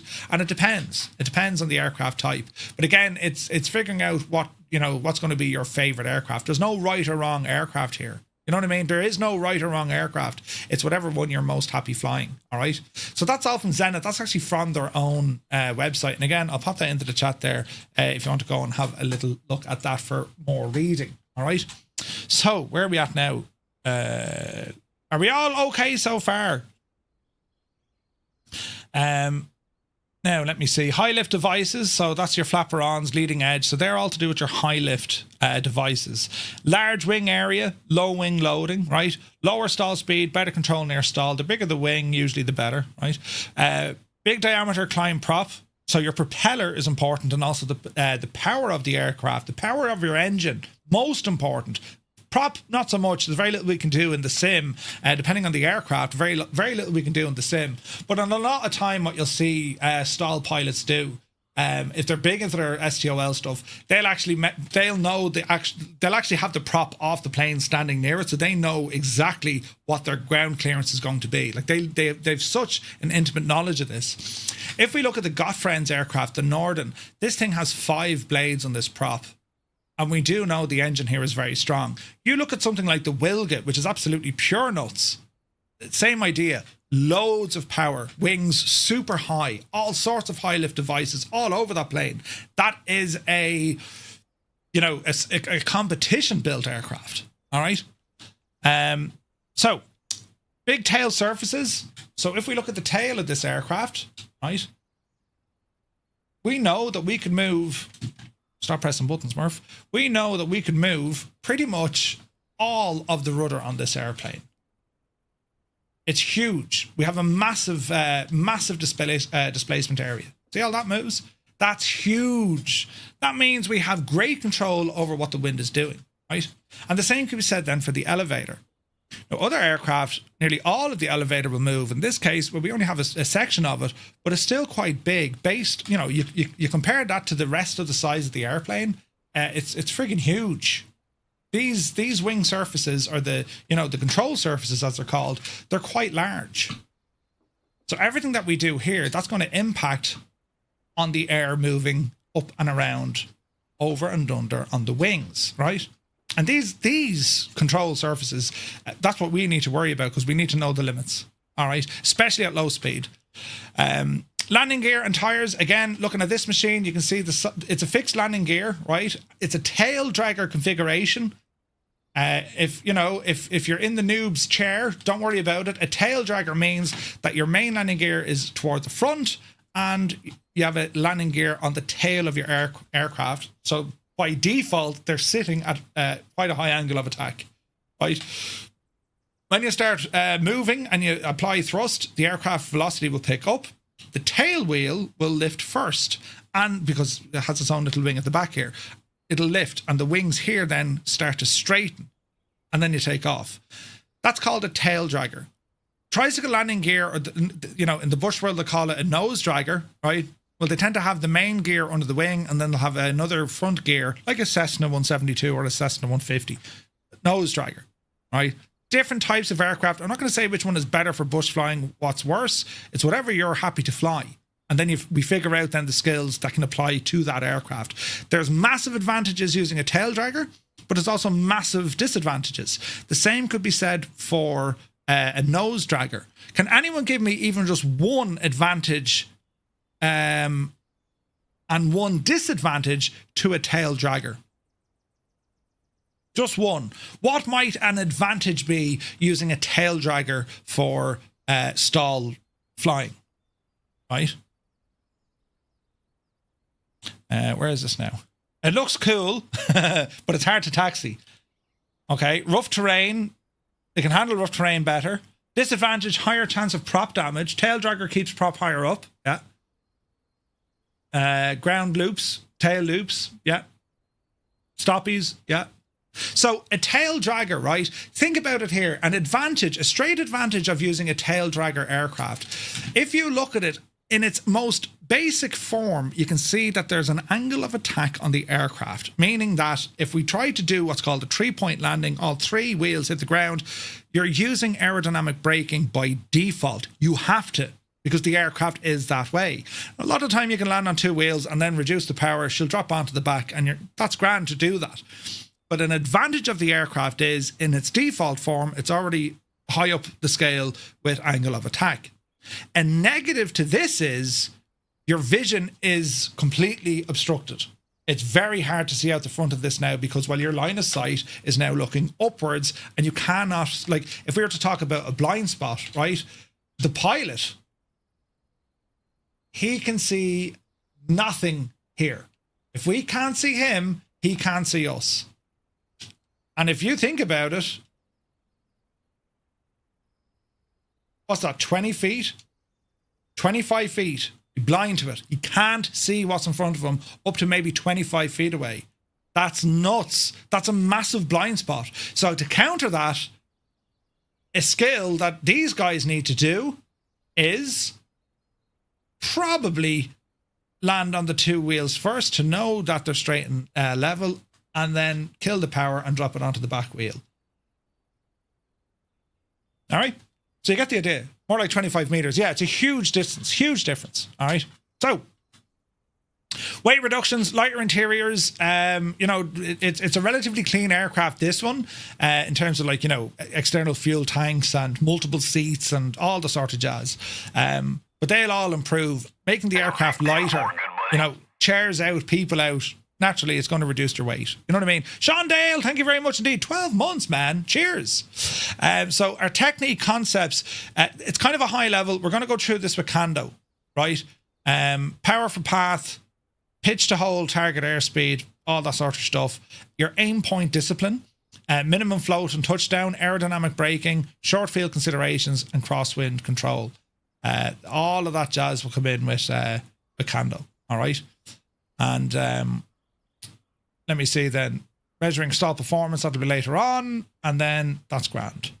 Okay. Any questions so far? Yay? Nay? Any questions, let me know. What we're going to do, lads, we're going to jump over now, and we're going to get Kando set up. Because what we're going to do, I'm going to fly a pattern. I'm going to fly a circuit here. All right. And the idea is, where is this now? Module. Here we go. What we want to do here is, I want to fly a pattern, and with some of the information we know about the aircraft, we want to see, can this now be used and deployed? But not only that, I'll apply what I know in terms of general aviation, right? But what I want Kando then to be able to swoop in to say, right, Murph, try it this way or try it with that. Use flaps here or don't use flaps there. It's just to give us an idea, and then we're all going to practice it, right? So hang on, we'll press buttons, look. This is going to be hilarious. Kando, I hope you're around, because if you're not, this is going to be, you know, funny. Wait now, how do we do this? So Chrome. That's going to be for that. Yes. And then this is going to be for that. If this page is unexpected, double check your links. Kando, are you doing your thing with your yoke? And we shall see. Where is this now? Hyper stall. Could you imagine? Pedro, good to see you, buddy. Let me see. Where's Kando? Someone hit him a dig. Kando! We'll call him. Ah, sure, there he is now. Hang on, he's dialing in. Ah, good to see you, buddy. Can you even hear me? I can hear you. How's it going? Indeed, can you hear me? We can hear you. Beautiful. Right. Now, all right. Your screen. Are you giving me a screen as well, yeah? I was giving you a screen, and I had some things to show you, but it's not really working. I'm not really sure how that's working right now. My little link to you. Okay, so once you have that link kind of on, As in you Does click. it just persist? Yeah, you're like, so you should be just clicking on, share my screen, and then you say, right. Now, if you're using OBS, maybe start a virtual webcam, and then you can share your virtual webcam. That makes sense? Can you see my video right now? No. I have my Discord video up. Oh, you can see her. I can do OBS. Let me see. I can see you. Good looking fella, right? Hang on, I'll press this button. Is it this one? Oh, there's a button, right? Look, brilliant! Right, there's and now we'll get you on the screen now as well, look. Yeah, let me I was about to say I can either do a virtual webcam or hang on now. We're going to you won't even feel a thing. Hang on there now, we'll get this sorted, look. Oh, there it is. There we are. We're gonna keep you that size, right? Guy down there. Oh, behave. I want to say as well, Fireflies and Two-Tone Murphy, thank you guys for having us today. This is going to be awesome. I'm very, very excited about it. So thank you guys for having me. And Two-Tone, especially thank you to you for having me on today. It's going to be a really good time. Not at all. Our absolute pleasure. As I said, like, you know, the amount of experience you have in this, it's nuts. Do you know what I mean? This is pretty much everything that you do with your streams, man. I mean, you've always done bush flying.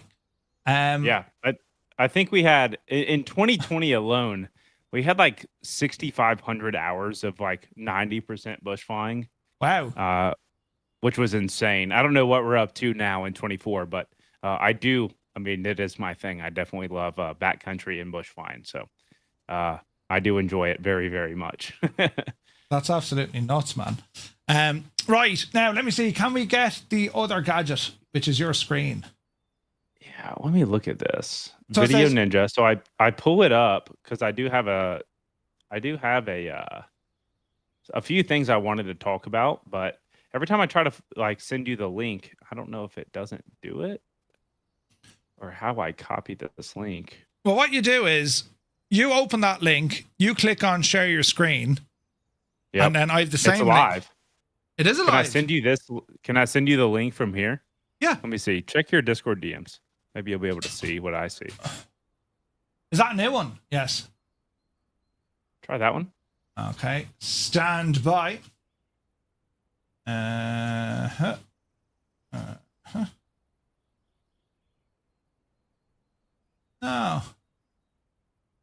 It's just showing very me. Strange. Yeah, it's just showing me your. It's just showing me a link to say share your camera. Okay, hold on one sec. We're getting there now, lads. Make Kando fly an airliner next. Good luck. That's gonna happen. You know, you say it won't, but like, Here we go. Hold on. Copy to clipboard. This link should do it. Okay. Now, there's nothing special on there now. It's just the sim. But I do have some things, especially pertaining to winds in the backcountry, that we could get into. But that one should actually work. I think that one works. Huzzah! It worked. There we go. Very nice. That's my screen. Sweet. Beautiful. Again, dude, you said a lot of things that were like absolutely on the money. A lot. There's so much. I didn't make a complete balls of it. So. No, you said a lot of things that were really, really on point. But all of those have nuances, right? And I think the biggest thing to like learn about STOL is we can give you umbrella tactics and umbrella rules of backcountry flying, but it all comes down to the aircraft that you're flying at the moment and how you use those rules in that aircraft, right? We can fly anything from the 185 to the Kit Fox to the Norden, but the Norden and the 185 alone are very, very different. Mm-hmm. But you can apply the same practices that we will learn here to both of those aircraft. You're just going to see very different performances and very different numbers. But at the end of the day, the practices and the what you learn is going to be similar and almost the same. But there are nuances to every aircraft you fly. You just got to learn that aircraft and hone in your skills with that airplane. Okay. Now, come here. Before we go any further, right? And I never thought I'd have to say this to you, but can you turn up your volume? You're very low. Yes. And I have you can maxed out. Now, indeed. this could get very loud, lads. You'll have to hang on a second. Also, while that's happening, Ghostly Prophet, thank you very much indeed. Just passed his check ride, PPL, confirmed and on the way. I've just decided on getting the Super Patriot. Ooh, but I'm going to installing the Spirit 210 Turbo. Ghostly Prophet, dude, thank you very much indeed. And How is congratulations. this? Is that better? Not really, no. What's your... How was output? That's output. Oh, sorry, input. How is this? Yeah, that's loud as balls, yeah. Good man yourself. How is that? Yeah, keep it loud on your side and I can turn you down on this side. Okay, that's 45% in Discord. We good there? No, go up to about 60. 60? Hello, test. Oh, yeah, sure. Listen now. It's like you're sitting beside us. Yeah. But yeah, I mean, that's essentially, you hit a lot of really, really good points. But again, at the end of the day, every aircraft is different. And I said at some point in chat, STOL is relative. Because what's the Airbus A400, right? That's a STOL aircraft. But you look at it and you go, well, it's not a STOL aircraft. It's taken off in, a 1,000-foot runway. Well, relative to what its competitors are, that's a very STOL performing aircraft. So it's very relative. I believe there's a lot of good STOL aircraft. The DC-3 is a great STOL aircraft relative to the class of aircraft that it flies under. So it's very, very relative, but ultimately there's a lot of great STOL aircraft and you can find something that fits your needs. It's just learning it and taking the principles that we'll learn here through this series that Two-Tone is going to teach you and applying it to the aircraft that you're flying. Sounds good. Yep. Alrighty. So do you...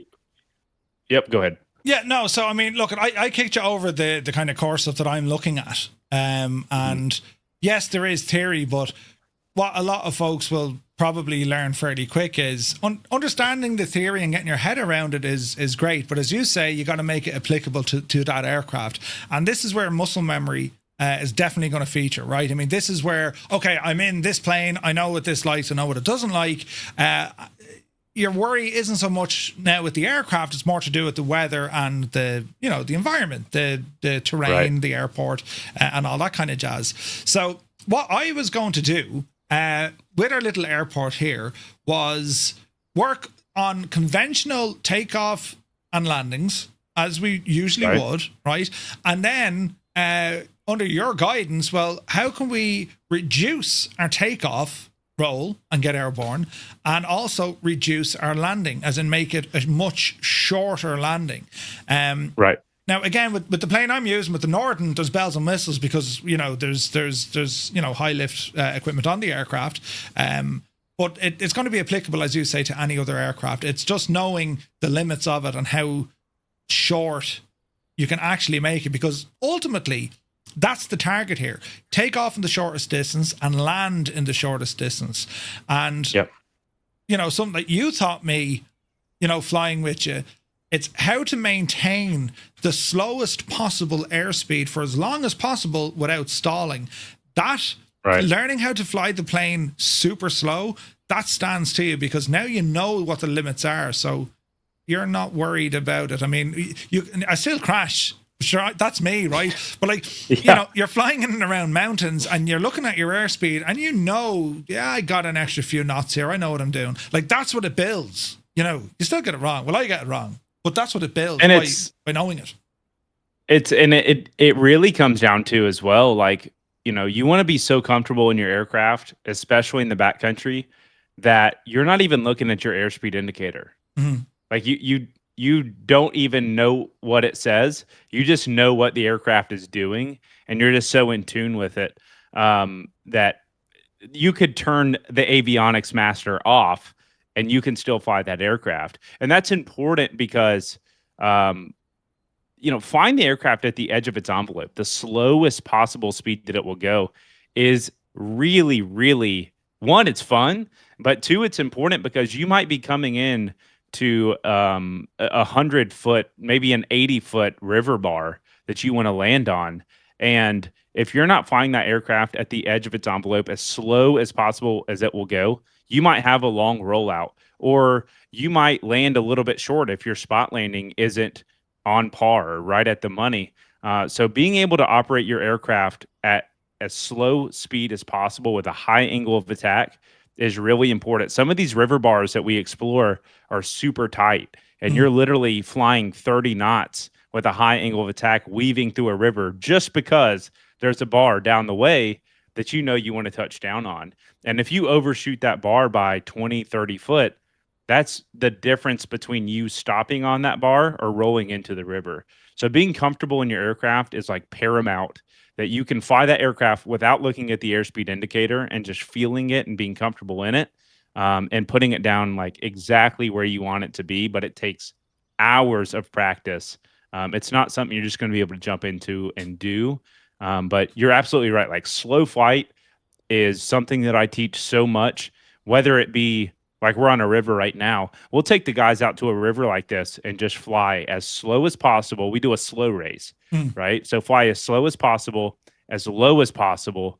And if you're in front of me, you're losing. If you're behind me, you're beating me, because I want you to be able to operate the aircraft as slow as possible and be in control of it, because that is what STOL is about. It's just knowing the limitation of your aircraft and being able to operate safely within that limitation. So we can absolutely, yeah, we're gonna up your short takeoff and landing, short takeoff landing distances today for sure. We got you. So what was probably proven as impossible, you're here to make me go even slower. Right? Absolutely. Yeah. Nice. Your community thinks you're slow, but we're about to make you even slower. Yeah, we're going to go slower. We're going to go slower. But I just jumping into some of the real world stuff. Yourself and ATC, you've been out looking at STOL aircraft in the real world, seeing what they can do, what they're all about. You got chatting to tons of pilots, learning all about their aircraft. Plus, you have your own real world flying experience. Right. With what in the real world, looking back into a sim, and this could be very, very basic, but is there anything you could recommend so far as your simulator settings that would be very important to have, turned on or turned off? Like just stuff off the top of your head saying, hey, you want to try this flying? You need to have assists turned off, for example, or auto rudder or whatever. I would recommend all assist off in terms of flying. I know everyone everyone starts somewhere. Everyone might not have rudder pedals. You might be on a Xbox controller, which is fine. Use the assist that you need. I always recommend full assist off. In terms of graphic settings, I have always run my sim this way. I have my grass, my rocks, and my trees on ultra. I have buildings on like medium. I don't even fly with photogrammetry on, because you get in some parts close to a city and you have pyramids, right? So those things like city buildings don't matter to me. I care about rocks. I care about water. I care about trees, grass. Those I always have on ultra. Now that's just a preference to me, but in terms of backcountry flying in general, auto rudder is going to hurt you. Really, really going to hurt you. You're not going to be able to operate the aircraft in the manner that it needs to be operated. So I like to fly again. I have my sports pilot's license, so I understand how aircraft work, but I don't like flying with assist on. It at the end of the day, if you understand how an aircraft operates and how the flight controls work, you really don't need assist, and it will benefit you in the long run to have those turned off for sure. Okay. Right. Well, then what I'm going to do, I'm going to fire up this aircraft. I'm going to take off, fly a quick circuit, and bring it in for a landing. And as I said, the zones I'm looking for on this is going to be that third line on the runway in. All right. So are you live? Are you live on my, because you're still showing my screen. Can I see you? Yeah. So I will, what'll I do? I'll do one of these. Eesh. And I'll do one of those. So you'll see it on Twitch, right? Okay. So what I'll do on this, I'll disappear you. You can just sit back there now and stay beautiful. And I'll fire this one up. And then when I land, we'll jump you back on and you can give us the brief then on it. That fair enough? Yes. Okay, sweet. Right. Absolutely. Don't go anywhere. Don't even press anything. Right. Just, you know. No, we're going to analyze. We shall analyze. Excellent. Right. We'll be back to you in a jiffy so. Sweet. Right. Time to judge. Okay. So here we are. And hopefully this is all working now. Here we are with a Northern. Gorgeous plane. So we need to hop out and we need to clear all the stuff off the plane and hop back in again. Right. As I said, this aircraft from Got Friends, absolute friggin' gorgeous. It's just a stunning little plane. So we'll turn these on, turn that on, turn all the stuff on. Close that. Fuel, let me see. Prop, that's grand. Your fuel lines are like in here. Yeah, we got half gas. We're okay. Right, see, nav lights on. And let's see if hopefully this will hopefully she starts, right? No. Is there a fuel tank? I forgot to... Oh, Jesus, what a rookie mistake. You can bring me nowhere. 1, 2, 3. Yes, 4, 5. I'm after forgetting something. Can I get a refund? No, you can shag off. I forgot something terribly important, but I'll figure it out. It's fuel, isn't it? Between your feet, under your seat. Yes. Now. Oh, Jesus. That was a trick question. Right. Anyway, off the brakes. As Kando says, we don't even need this stuff, but we'll turn it on for the sheer crack of it, right? And we'll ramble over here. We've done studies, 60% of the time, it works. Every time. Every time. Isn't this like a cool looking machine? Right. Okay, this. Get our WAG lights on because why not? Reset all of this. And you can kind of see already, look at the challenge we have trying to see out the front of this plane, right? I forgot the... Jesus. Right, anyway. You think you need this plane? Everyone should have this plane. It's so good. Okay. Now, I'm not going to bother with flaps. Not going to bother with any of that, but let's just see, in terms of our takeoff roll, how long this is going to be, right? If I can do this correctly, we'll do it in such a way that we are just before that line. All right. Just before that line, we'll edge our way forward. All right. So that's our spot. So with no flaps, we're just going to roll and see what happens. Are we ready? Power coming in.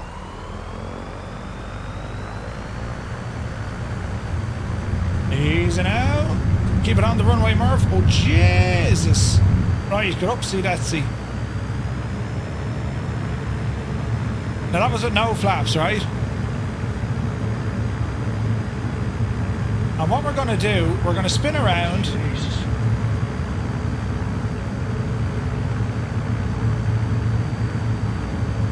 With sounds. Man, isn't it gorgeous? So we'll fly around and let's see what happens. That was lively, yeah. What was that? Listen, Mew, shut up. No one asked you, right? Listen, we're all learning. I probably applied too much power, right? It'd be grand. Right, so the bridge. We've loads of little visual reference points. So we're going to overfly the bridge and then ramble back in, right? Now looking at our speed, we're doing about 90 knots, but we can slow that right down.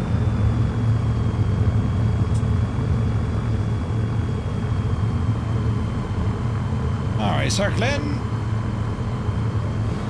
Watch the spit chase the buttons! Someone's pressing buttons.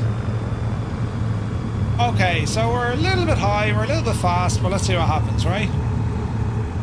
And again, no flaps. Not using any flaps.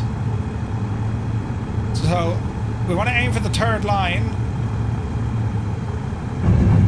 There's a touch. Look at our speed, look.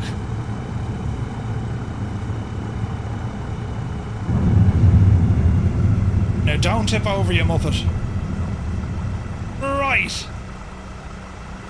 So, I didn't use any flaps at all. And based on that, I used the third line for a touchdown. 1, 2, 3, 4, 5, 6, 7, 8. It took me to the 8th line to get the airplane stopped. All right? That makes sense? Right, we'll jump back over to Kando. So Kando, how did we do? All right. Well, with no flaps, I mean, this is a really, really lifty aircraft. I say lifty. It's got a lot of lift to it. But there's a few things that I've learned with the Norden in particular. And again, every aircraft is different. If we take, for example, I think what's the biplane? Little sport biplane. Or I'll just say this. There's certain aircraft that prefer main gear landings, and there's certain aircraft that prefer tail wheel landings, right? Main gear being 2-point, tail wheel being 3-point landings. The Pitts, thank you, chat. The Pitts prefers a 2-point landing. This is definitely a 3-point attitude aircraft through and through.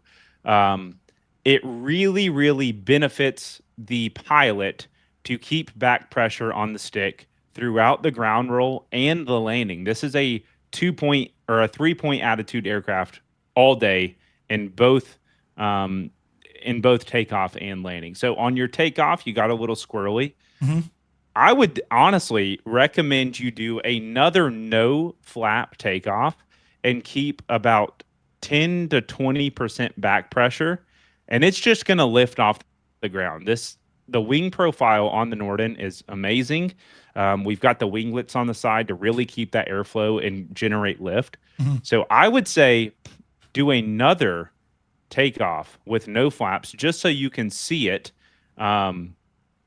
with back pressure. Of course, all tail wheels are a little bit sketchy on takeoff. You definitely don't want to ground loop. And this one will once it gets on its main gear at low airspeeds. So in the Norden, and there's a few other aircraft that are like this, back pressure is really important. Draco is actually another one from Got Friends that enjoys back pressure. The more pressure you can keep over that tail, the more stable it's going to be. And you're not, we've talked about aerodynamic braking and creating this drag with the wing and the profile that it sits at. You're really not losing much takeoff distance. It's still going to really perform in that attitude that it sits at in that 3-point position. And for those of you going, well, what's a 3-point position? It's how you sit, right? We want to land how we sit. That's 3-point. So I would recommend doing another takeoff with no flaps with like 10 to 15% back pressure. And then on your landing, again, this aircraft generates the most lift I've ever seen, and you didn't do any flaps. So of course we're not getting much drag. We've got the slats there, even more lift. I would recommend maybe let's try no flaps on takeoff, and then you just maybe add one on your landing, and see how we go there. But when I teach people how to fly the Norden, I always tell them, I constantly see it over and over because it's a very popular aircraft. I see a lot of people come in and fly it. They're always coming in flat. And what I mean by flat is like main gear first, tail wheels up in the air. The reason they come in flat is because they don't understand how slow this aircraft can fly. A steady speed for this is 27, 28 knots, which is unbelievably slow. What? So people come in, they approach at 36, 38 knots. Well, the aircraft still wants to fly. It's not ready. You can't get that nose high without gaining altitude. It's a really, really slow flying aircraft. So one of the biggest things in the Norden that you have to learn is that it wants to fly slower than you think it can fly. And once it gets to that point, then you can manage it. But a lot of people bring it in way too fast. And way too fast is 36 knots, which is insane. But that's too fast for the Norden. It doesn't want 36. It wants 30, So definitely bring that energy back on your approach, and I think you'll be solid. So let's do one more. Okay, so what we'll do... Back pressure.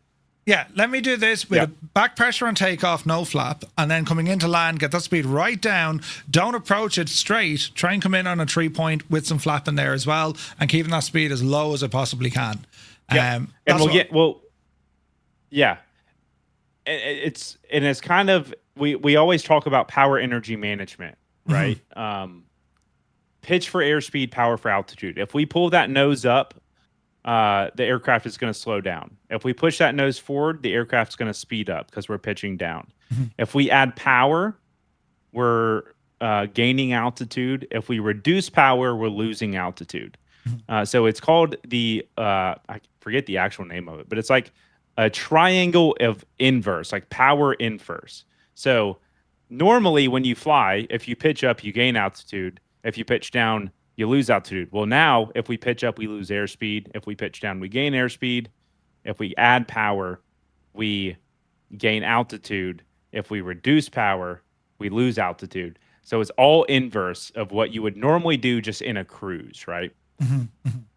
Okay.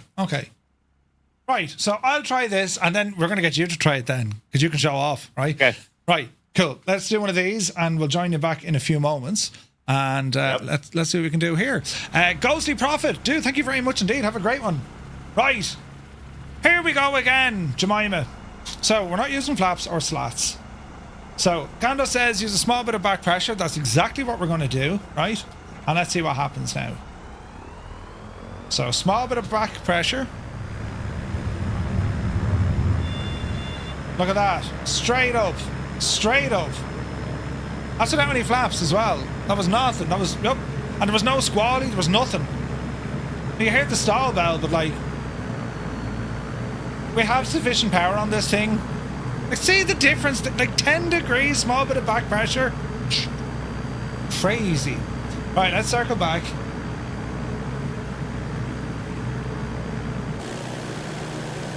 And don't worry, we'll have multiplayer turned on because I want all you guys to be able to practice this as well, right?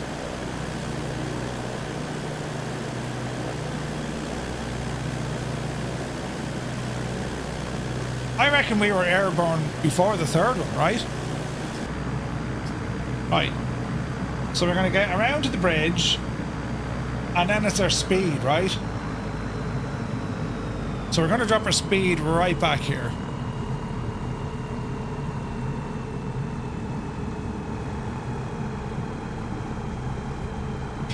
One notch of flaps, man. Look at that nose jump.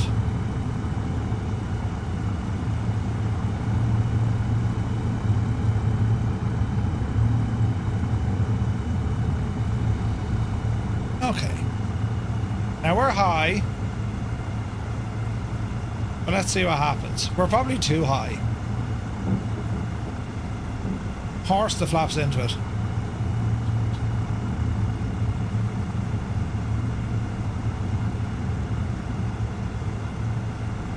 Okay. Now try and maintain that speed. Look at that, 30 knots and a bounce. But even as high as we were, I mean, don't worry about like the mess that we made, but see the difference with a bit of flap and the height? Our first stop was at the 8th line. The 8th line. We got down on the 2nd line, and that was not a stable approach. That was all over the place. It was a rubbish approach. And that's where you learn more about approaches, and we'll be doing more about approaches, because a lot of time, you know, any landings that I do, conventional landings, be it in a chopper, airliner, plane, it doesn't matter. Your approach, that's where the hard work comes in.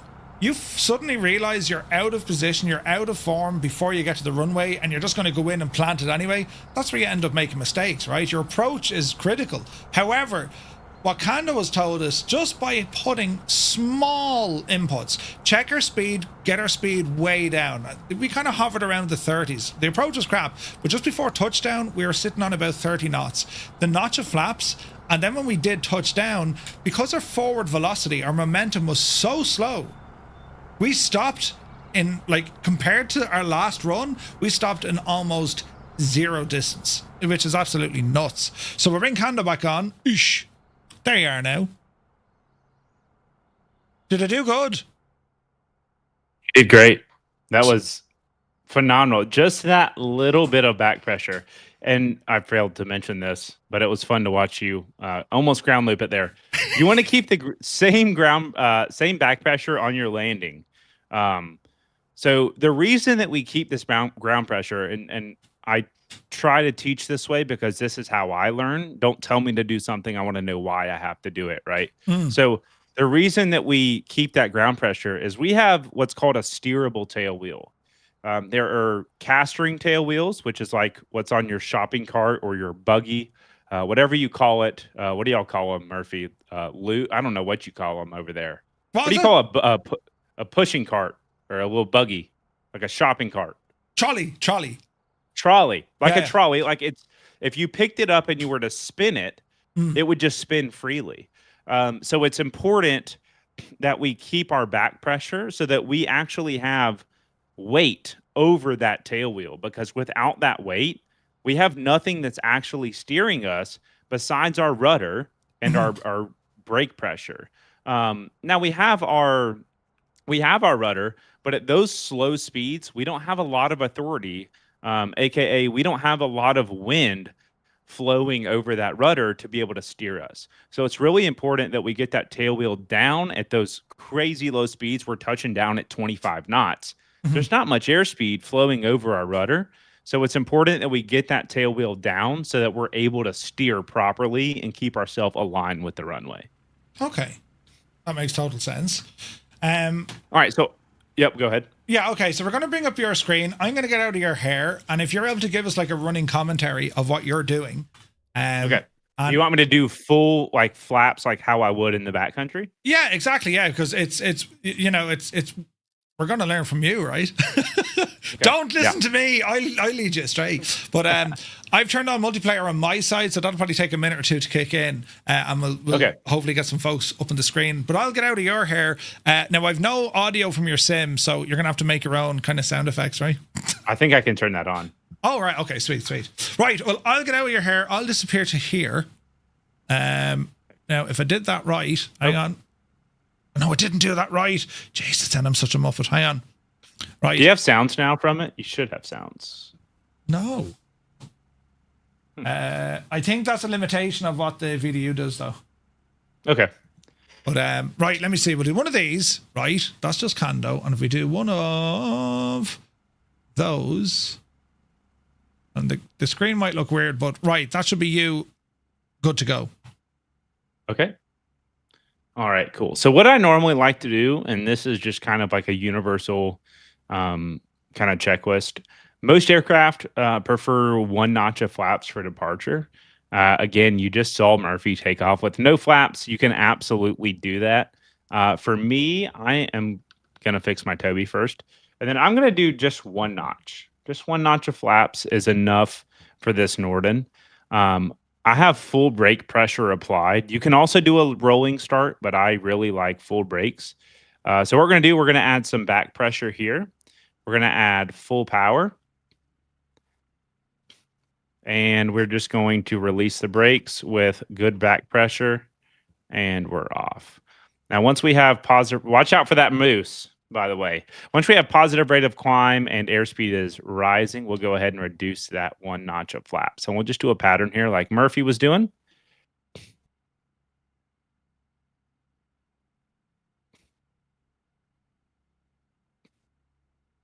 And we're just going to come around. Now, one thing I do teach, especially when you're getting comfortable in the backcountry, is your final approach, your final is like the foundation of your home. If you have a rocky final, if you have a really unstable final, the house probably isn't going to stand too long. So when you're learning, I really, really recommend giving yourself a long final. What that does is it allows you to get your airspeed under check right around that that slow flight range. So for us, we're looking for 35 knots and below is really, really nice, right? So we give ourselves a long final so that we can get our airspeed stabilized, and we can also use our power to adjust for our altitude, because we want our altitude to be on the money, especially when it comes in to spot landings. So we're going to get down, we're going to go past the bridge here, and we're going to kind of give you guys a few tips of the trade when it comes to setting up an approach, right? So a few things that I like to do is once we get set up on this final, you're going to quickly watch me do it. I'm going to walk you straight through it. So one thing we're going to do, obviously, we're going to pull that power back. We're going to go ahead and start turning our base. Now, once we get on our final, which should be a pretty long final, we're going to pick a landing spot, and I am going to put my landing spot right at the numbers. So right at the numbers is going to be my landing spot. I'm going to go 1 notch, 2 notch of flaps, and we are a bit high. But we're going to pick our landing spot, and we're going to get our airspeed nice and low. I'm going to do a little bit of a slip here just so I can get back into range. Once we have our landing spot, my goal is to maintain that landing spot directly over my nose. Okay? We're a little bit high here for our pattern. Directly over my nose. Remember, pitch is for airspeed and power is for altitude. So if we're a little bit low, we're going to add some power. If we're a little bit high, we're going to reduce power. There is our numbers right there. We're doing about 34 knots. And all we're doing is just managing our airspeed with power, or sorry, with pitch and power. It's a constant dance. And we're going to be just a little bit long. And we're just going to flare right there. Keep that back pressure. And now we're in the money. I'm going to go around because I wasn't super happy with that performance. We definitely had a little more altitude than we wanted. So we're just going to do a quick go around here. And we're going to do it again. This airplane wants to fly way slower than you think it can fly. So don't be kind of disheartened when you come in high. Everyone comes in high. Everyone comes in a little bit too fast in this aircraft. But the goal, again, is right above our cowling, right above our nose. We want to pick our landing spot. We want to keep that landing spot there via pitch and power, right? We pitch for airspeed. We use power for altitude. So if we're too low, we add a little bit of power. If we're too high, we reduce a little bit of power. And our pitch, we'll set our pitch for our airspeed. So I think if you're in the Norden, I would kind of aim for something around 30-ish knots. 30 knots is a pretty solid spot for everyone to kind of aim for in terms of your approach airspeed, which sounds ridiculous because it is really, really, really slow. But again, we want to pitch for airspeed. We want power for altitude. So here we are. Right here, again, we're a little bit high, but that'll work. Now, I can't really see the numbers. We got a lot of people out here. Let's go ahead and get rid of some nameplates. Maybe not. There we go. All right, now we're behind the power curve here. We're a little bit low, so we're going to add a little bit of power. Just going to bump our power up.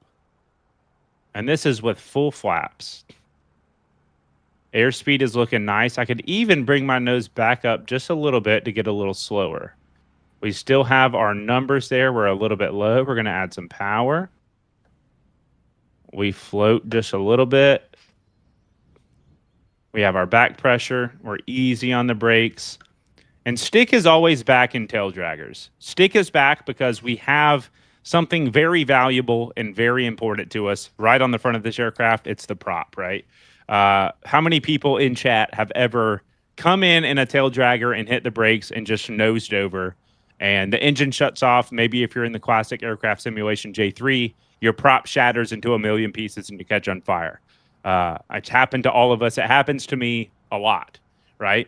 So stick back at all times when on the ground in a tail dragger.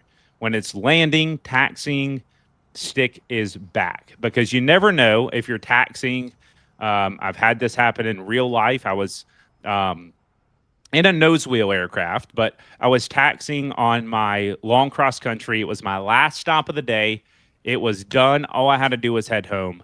And I was taxiing back, and a pack of dogs ran right in front of me. And I quickly stomped on the brakes. Quickly. And I was just taxiing. I was probably going, I don't know, maybe 5 knots, 8 knots. But I quickly stomped on the brake.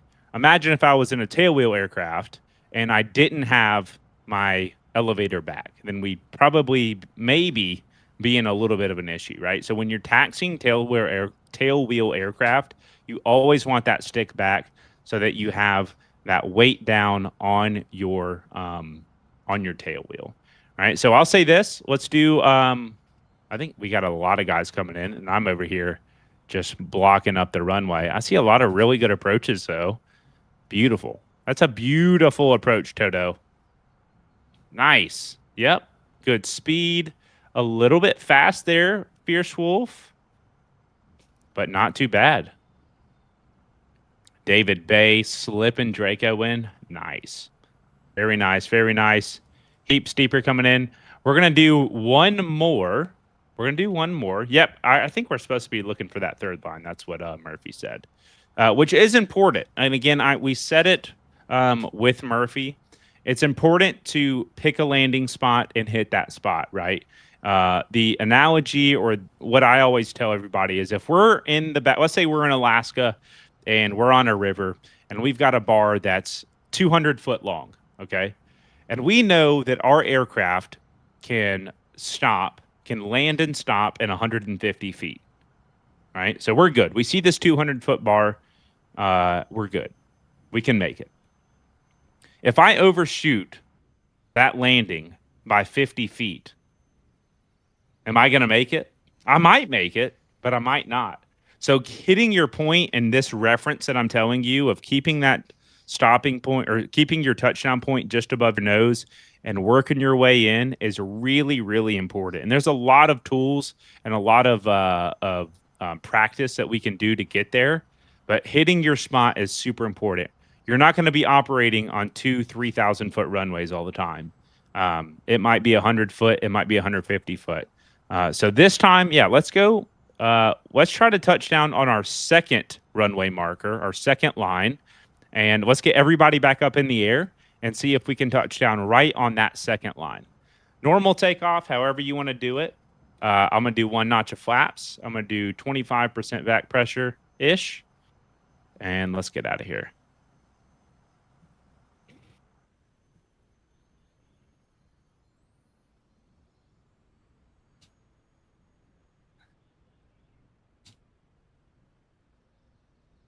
Get rid of that notch of flaps.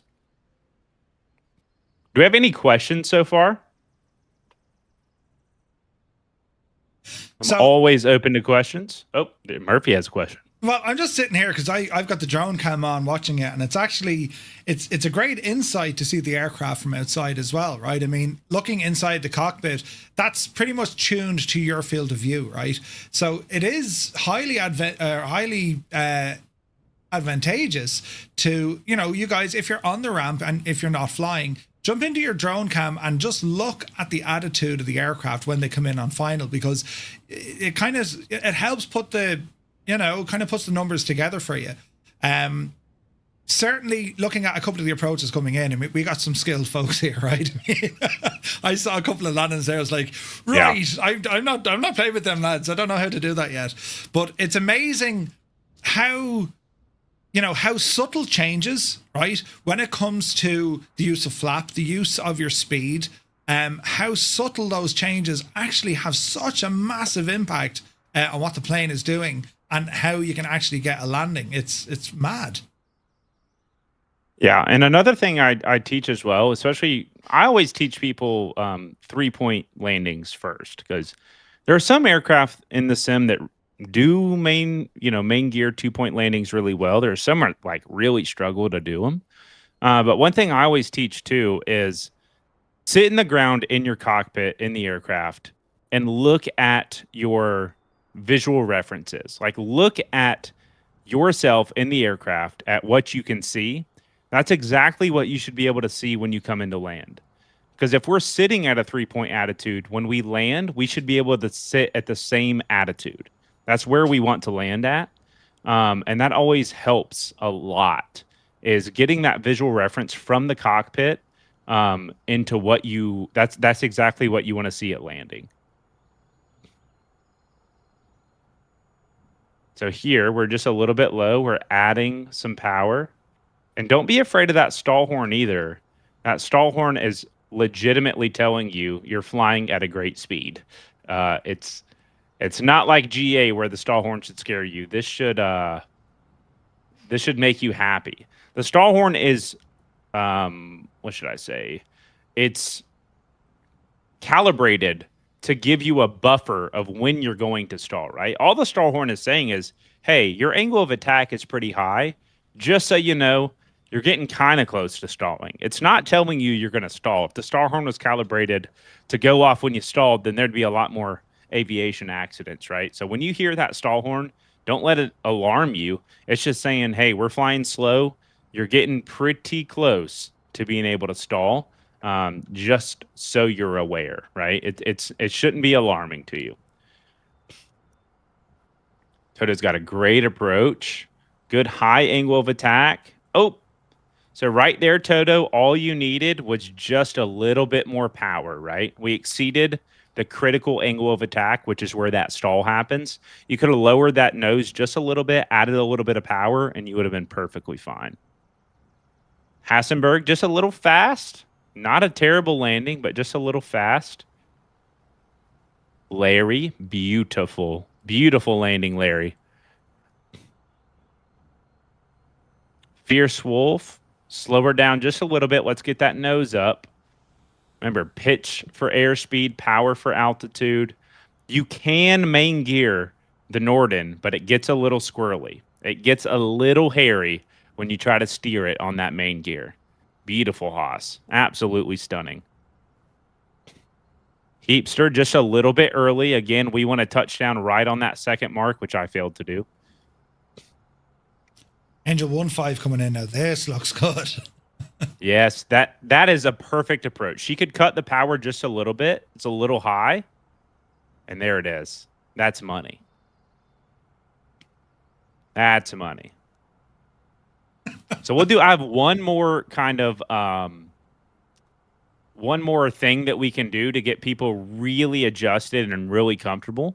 And what we'll do on this one, we'll just line up, we'll do our same takeoff, and then we'll go around, and instead of landing, I want everybody to fly as slow as possible, as low as possible across the runway. Because my theory is if we can do slow flight a foot above the runway, we can touch down wherever we want to, right? If we can get really comfortable flying this aircraft really slow a foot above the runway, then we can cut power and drop it wherever we want. So once we get Toto, that's a beautiful approach. Beautiful approach. Yep, that's it. Murphy, in the series now, they've got it. It's unreal watching them because, like, you know, we joke all the time, right? When I started streaming and we started our group flights, a very large portion of the stream was the landing, right? I had a soundtrack just for landings because they were hilarious. None of us had an idea what to do. And it was like, well, who's actually going to survive this tonight? And now, you know, a couple of years into the sim, the skills that people have developed over time, like, it's frightening, the quality of landings. And it's not like, oh yeah, it looked like a good landing.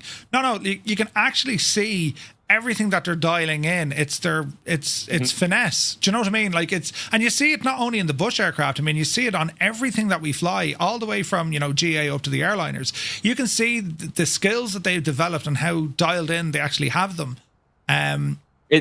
It's crazy. Even like I started and I started teaching, and I was like, you know, I know the people who I've taught. I know who can bush fly. And then you'd have Joe Blow come in, and I'm like, who taught you that? I didn't teach you that. Where are you learning this from? Like, you know, the skill level has rised immensely.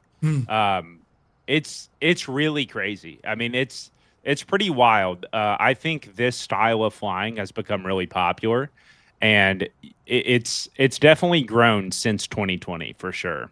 Oh yeah, like, I mean, the enhancements that we have of Flight Sim 24 with the ground details, you know, you can put dents into the friggin' terrain. It's made such an impact, and the amount of aircraft we have now. I mean, we've seen some crackers from Got Friends. We've seen crackers come out from Hangar Studios, right? With the American Scout and the Decathlon, and there's more coming. You know, we know that Got Friends are working on the on that other high-wing aircraft. I mean, there's more and more aircraft being developed that we can really start taking advantage of all this beautiful scenery that we have in the sim. And to learn and to get this sort of insight, it can really make flying so much more enjoyable. Because that's what it's all about, Absolutely. right? It's all about getting these different experiences out of the sim. Where, you know, some folks want to fly choppers, others want to fly the airliners, others want to do bush. And I'd say, well, let's do it all. You know, let's do it all, man. Yep. So on this one, the challenge for this one is set up your approach, pitch for airspeed, power for altitude, but do not touch the runway. I want you to be as slow over the runway as possible, but do not touch it. Do not land. Because if you can manage your airspeed and your altitude to that degree, then you can put your aircraft down anywhere you need to. Okay.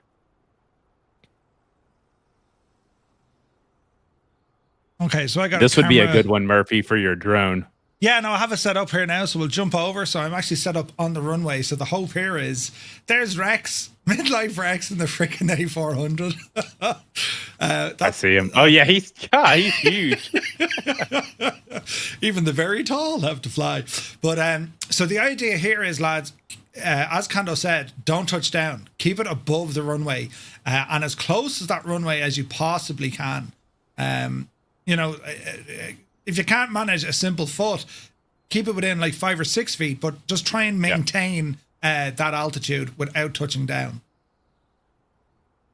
And as slow as possible. You know, we're not doing 120 knots across the runway.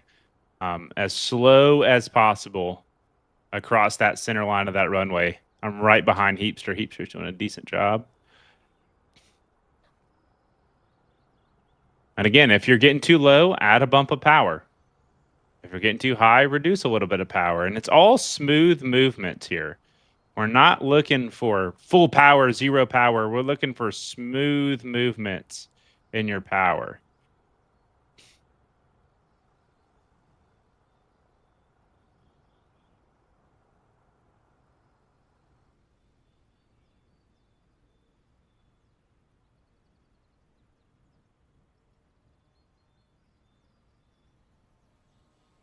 That's crazy. And like it's gas as well. I mean, yes, this is applicable to bush flying, but anyone who likes doing the air show stuff, low passes, I mean, this is where your training really comes into it. And the ability to handle the aircraft and maintain flight at such a low speed, but also such a low altitude. Yeah. And the weirdest thing, and it makes zero sense, but it also makes a lot of sense. The more power, when it comes to STOL flying, when it comes to this high angle of attack flying, the more power you have, the slower you can fly. Yeah. Because if I have a wild angle of attack, I'll just throw a number. Let's say my angle of attack is at 30 degrees on my, artificial horizon, 30 degrees. I need a lot of power to maintain that 30-degree angle of attack. So my power, I might be firewalled and flying 28 knots. Because my angle of attack is so high, that's what I need to maintain that speed. Mm-hmm. And it's very like counterintuitive. Like you're like, what? I need more throttle to fly slow. But that's it. Like, and you'll sometimes, you might set up a perfect glide slope and come in and just be able to flare and bleed that speed off perfectly. And you don't need any power. But if you have to drag it in, you're going to need a lot of power to be able to maintain that slow airspeed. And someone asked earlier, I missed it, or we got caught up talking about something else. No, every bush plane, every STOL aircraft doesn't need a 3-point landing. I'm sure we'll get into it once we start talking about ground terrain and things like that. There are times when you want a main gear landing, aka the front two tires to touch down and then your tail wheel. There are times that is advisable, but when it comes to tail wheel and how squirrely they can be, 3-point is almost always advisable and kind of the safe way to land them. Beautiful landings. So like this location, and again, a reason why I went with this location purely down to the fact that it's free. You don't need to download it; it's already there. Where is this now? Press some buttons, Murph. It's already in the sim, so you don't need to worry about buying stuff or whatever. And there's a ton of these airports with this level of quality and detail straight out of the box. And it does help if you get familiar with the airspace, right? Because you're going to know, Yeah. your visual reference points for where you're flying and how you're flying. But in terms of the aircraft as well, I mean, I don't know, man, you've flown so many different Bush aircraft. You've flown them all, right? Essentially. Is there something you would recommend beginner level that isn't going to bite hard? I mean, the Norden, I like the Norden. I think it is relatively good for beginners, but it does bite, right? And the Draco, I would put that more advanced because that thing that'll bite and swallow. You know what I mean? Yeah. I would say contrary to popular belief. I mean, if you're familiar with like 172s and you're kind of familiar with Cessnas, I actually don't hate the 185 in terms of freeware. Freeware first. I think the 185 can be pretty forgiving, and its speeds are similar to what if you've flown a 172 in the sim. I actually really like the 185. It can get a little complicated, but overall, it's not terrible. When it comes to payware, I always recommend aircraft of lower horsepower first over higher horsepower. Over here, and I know you guys are F1. In America, it's NASCAR, right? In NASCAR, you don't start at the Cup Series. You start at the Xfinity Series, right? You have restrictor plates. You're not getting all the horsepower of the Cup Series yet. You're starting at Xfinity because you got to learn the ropes. And I personally believe 100 horsepower is almost the perfect amount of horsepower to learn backcountry because you're not overwhelmed with a lot of power. You're not overwhelmed with an aircraft that is super, super capable, but you can get the basics of backcountry flying in something that's simple and low horsepower, and you learn the basics there, and then you can upgrade to a little bit higher horsepower. So my progression has always been the RANS S7S is like my favorite to starting point, or the Parallel 42 Kit Fox, the low and slow, the 912 Rotax, and then upgrade a little bit. You can go to the higher Kit Fox engine. I think the Norden would work yourself into there, but the Norden has some other features like the slats that can get complicated, and it's a little squirrely on its main gear. So I always recommend starting low horsepower. The 170B is also another great freeware option to start out on. Really, really forgiving. You can kind of beat it up and it just does what you want it to do. But yes, for sure. Like the double ender, someone said the double ender. In my mind, the double ender is one of that's like advanced Bush because there's a lot going on and it's really easy to get frustrated with an aircraft like that if you don't understand everything or you're not super skilled, because you put full flaps in the double ender, you're going to stall pretty quickly unless you know how to navigate that situation, So yeah, the RANS S67 or the RANS, S6S, sorry. And the 170B, I think the 185, if you're used to flying 172s, can be a good start as well. But some of those are some of the best just to get started on. Okay, sweet. And of course, there are developers who will hone in specifically when it comes to, backcountry bush flying aircraft. Got Friends, of course. Hangar Studios are up there as well. Parallel 42 have done some. You'll see where there are the third-party developers who really hone in and they look at all these details when it comes to specific aircraft. So you have a lot of choice. If this sort of flying is enough to kind of tickle your fancy to say, yeah, I want to fly more. What was the other one? Wasn't it the classic air simulation cast, the Cub? That's just a beautiful airplane. And and tons of features. So if this, if these aircraft or this style of flying, is putting a smile on your face, well, there's a whole rabbit hole of stuff you can dive into. But what we might do now, Kando, right? We're gonna change this location from being. Oh, no, wait. Can I add something to that? Yes. Because I've got this a lot. A lot of people are like, I don't want tail dragger, or nose wheel aircraft can still be bushy. There's a lot of those as well. I've named a lot of tail draggers. I love tail draggers, but the 207, the 206, this freeware on flightsim.to, you can bush nose wheel aircraft. The Aeroprat that's coming out from Got Friends, they are out there. I don't want it to sound like you can't bush a nose wheel. You can. There's just limitations to that. Sorry, Murphy. No, that's good. That's good. And again, that's where you're going to see different challenges. And looking way down the track, if folks are interested in doing e-stall, they could choose to enter a category specific to that aircraft type as well. If there's, I want a nose dragger on this because I like flying these, yeah. And it is a different kettle of fish. I mean, tail dragger to nose dragger is similar to, like, for a heli pilot, wheels or skids, right? It's the same, yeah. But it's very different. Different logic needs to be applied for. But no, what I was going to say, we might jump over now because I have a list of kind of backcountry airfields, right? Okay. You're going to know most of these, but there's great resources over on the Flight Sim forums, the main official forums, right? And there's a lot of freeware options, a lot of payware options as well.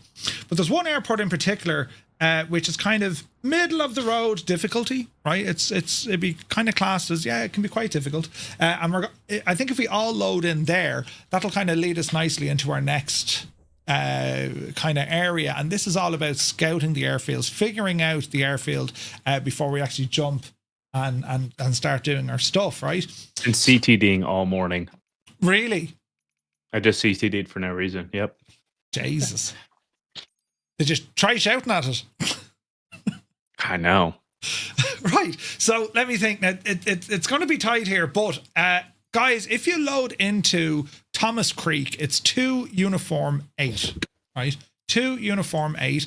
If you want to load in there, give it a couple of minutes. This particular airfield, the airport, it is it's just one of those difficult ones, right? It's one of those difficult ones. It's in Idaho.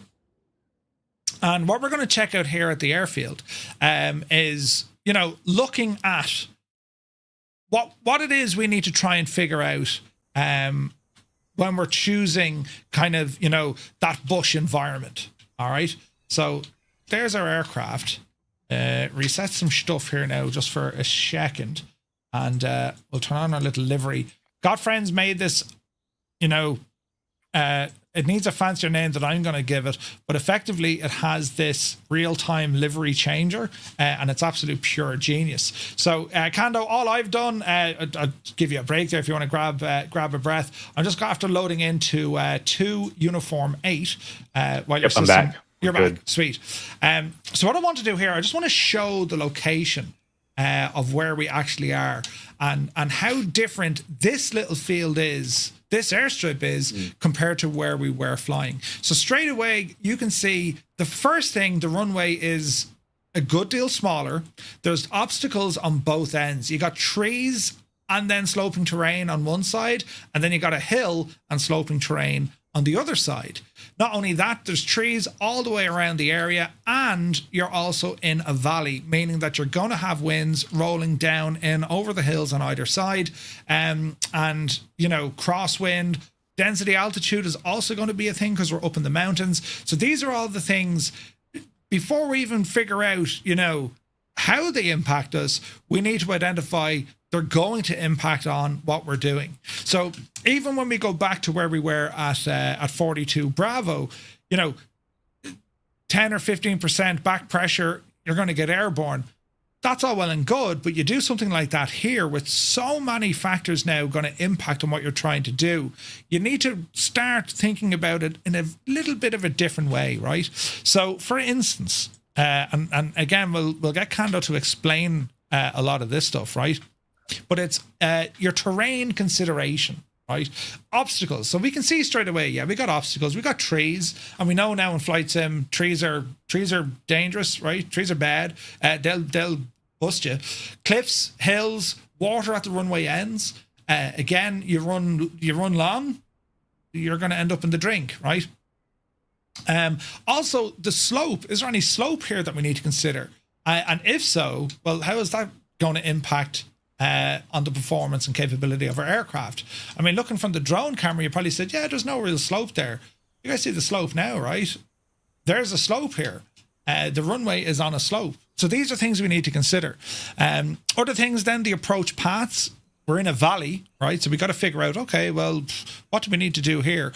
In the easier world, kind of your standard general aviation, you will be looking at airports like this. You would have charts. They've published arrivals or departures. They've published, NOTAMs that are specific to the field in terms of approach from this side. Be careful of that, power line. Don't come near the airport between these hours. If they could have minimum weather requirements, right? As in, it's density, altitude. If it's any higher than 6,000 feet, forget it. All this kind of stuff, right? And then what we'll do here, between checking out and understanding the terrain, we're also going to tweak things like density, altitude, and seeing how that will make such a difference. So the aircraft that we're using, they're fast, they're light, they're nimble. You throw density, altitude on top of that, these things, they're going to be like trying to maneuver a blimp. It just doesn't work that well. So that's all I was going to say, Kando. So I'll jump it over to you. So I don't know, are you familiar with this airfield? Have you flown in and out here before? I am. I'm very familiar. It's Idaho, so he knows Idaho. I love all of this. This is really, really important. I have a picture that I was going to use of another airfield, but we can actually just analyze this one. One of my favorite things, and I think it probably is my favorite thing to talk about, is because it has burned me so many times. And that is how wind interacts with terrain. And when you get into the really, really, really good backcountry areas, Idaho, Alaska, Oregon, Washington, Canada, you get into these really nice, beautiful areas to fly, it inherently becomes more dangerous because our terrain is beautiful, but it will also kill us really, really quickly. So the easiest way to think about this and just to kind of start to understand why this terrain is dangerous is because of how wind flows. Wind flows through terrain and mountains and ridges just like water does, the exact same way water does. So if we have let's say we're sitting here at Thomas and we're looking down, I don't know, opposite way Two-Tone is looking at, but we can do it from the way Two-Tone is looking at. Let's say we have a wind coming from the right here, right? We're looking down the airstrip. It's coming from the right. Wind flows like water, right? So wind is going to be flowing down that ridge to our right and up the ridge to our left. And you go, okay, well, how does that affect us? Well, if it's coming down the ridge to our right and up the ridge to our left, we get updrafts and downdrafts. So when we take out of this, if you want to turn around like the departure side, if we were to take out of there, Murphy, then we could. Yeah, so if we were to take out of here and we fly straight out, remember now the wind is coming from our left down that hill up to our right. We're going to get a big downdraft there. Not only is it dangerous in terms of just flying, because it can sink us in, but we're also setting ourselves up for failure if an emergency occurs. Because let's just say we take off, right? We have this couple minute window of takeoff and landing where we really need to be on our P's and Q's and watch our engines. But let's say we take off here, we have an engine failure, and we're taking straight out into that, and our wind is coming from our left down that hill. Well, guess what? Our engine just failed. We don't have power anymore. We also don't have any wind helping us. It's actually sinking us down into this valley. So understanding how wind works is really, really important.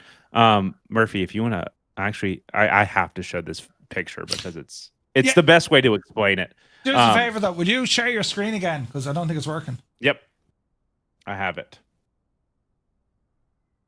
Oh yeah, what happened?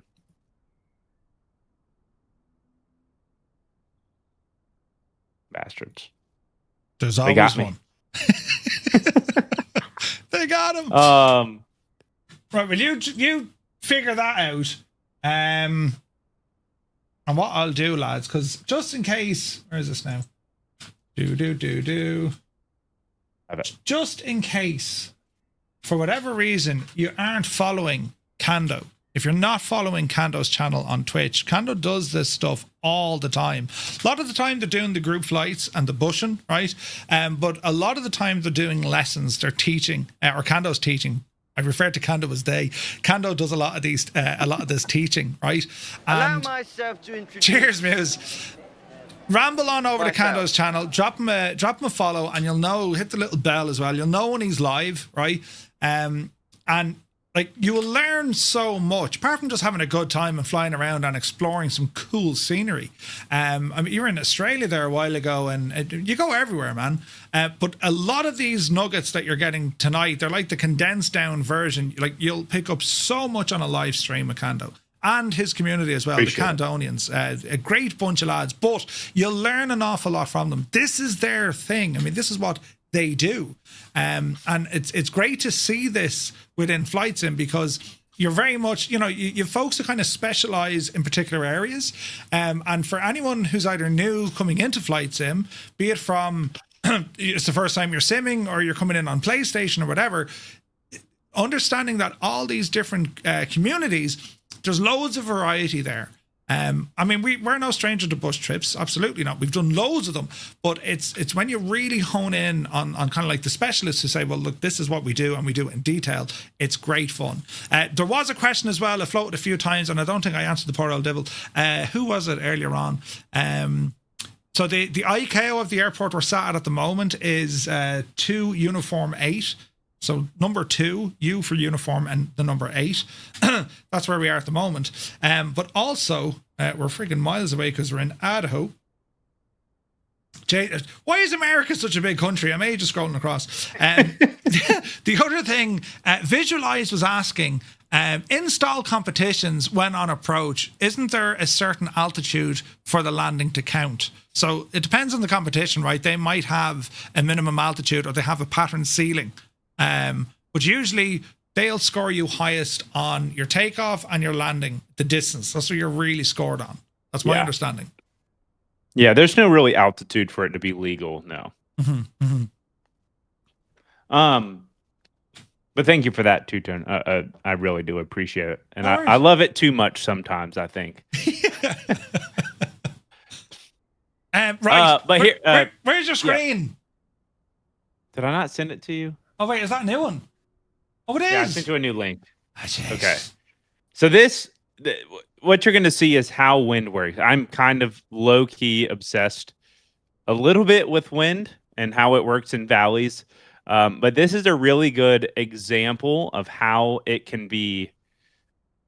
Why is it so low def? Oh, no, give it a second. It'll figure itself out. This is a really good example of how it can affect you, right? So this is Grangeville Airport, Kilo Golf Romeo Juliet here.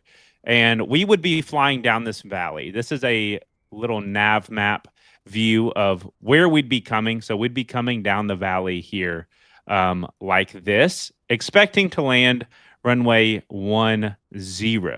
Now, this is a one-way in, one-way out runway. So 10 is on the low end, 28 is on the high end that you can see here. So we'd be coming up this valley here, and it's one in, one out, right? So we only have one option. Oh, you guys couldn't see my little nav maps. It's okay. We're going to have a tailwind coming in. Two-Tone kind of talked about this earlier. Sometimes you just have to deal with the tailwind. But what this does is it gives you a really good visualization with my beautiful paint drawings of how wind can affect you. So we're going to be hugging this valley en route to this airship on final. What that's going to do, one, this downdraft is going to sink us to the ground, which is dangerous. It's not fun. But also we're going to have a tailwind when we land right here on this runway. We're going to taxi up to the top and then the predicament starts, right? This is where wind really comes into play. Now, in theory, it's fantastic because we have a headwind and a downhill departure. Fantastic, right? But, this is a 1,100 foot strip, pretty short. So we have a headwind downhill departure.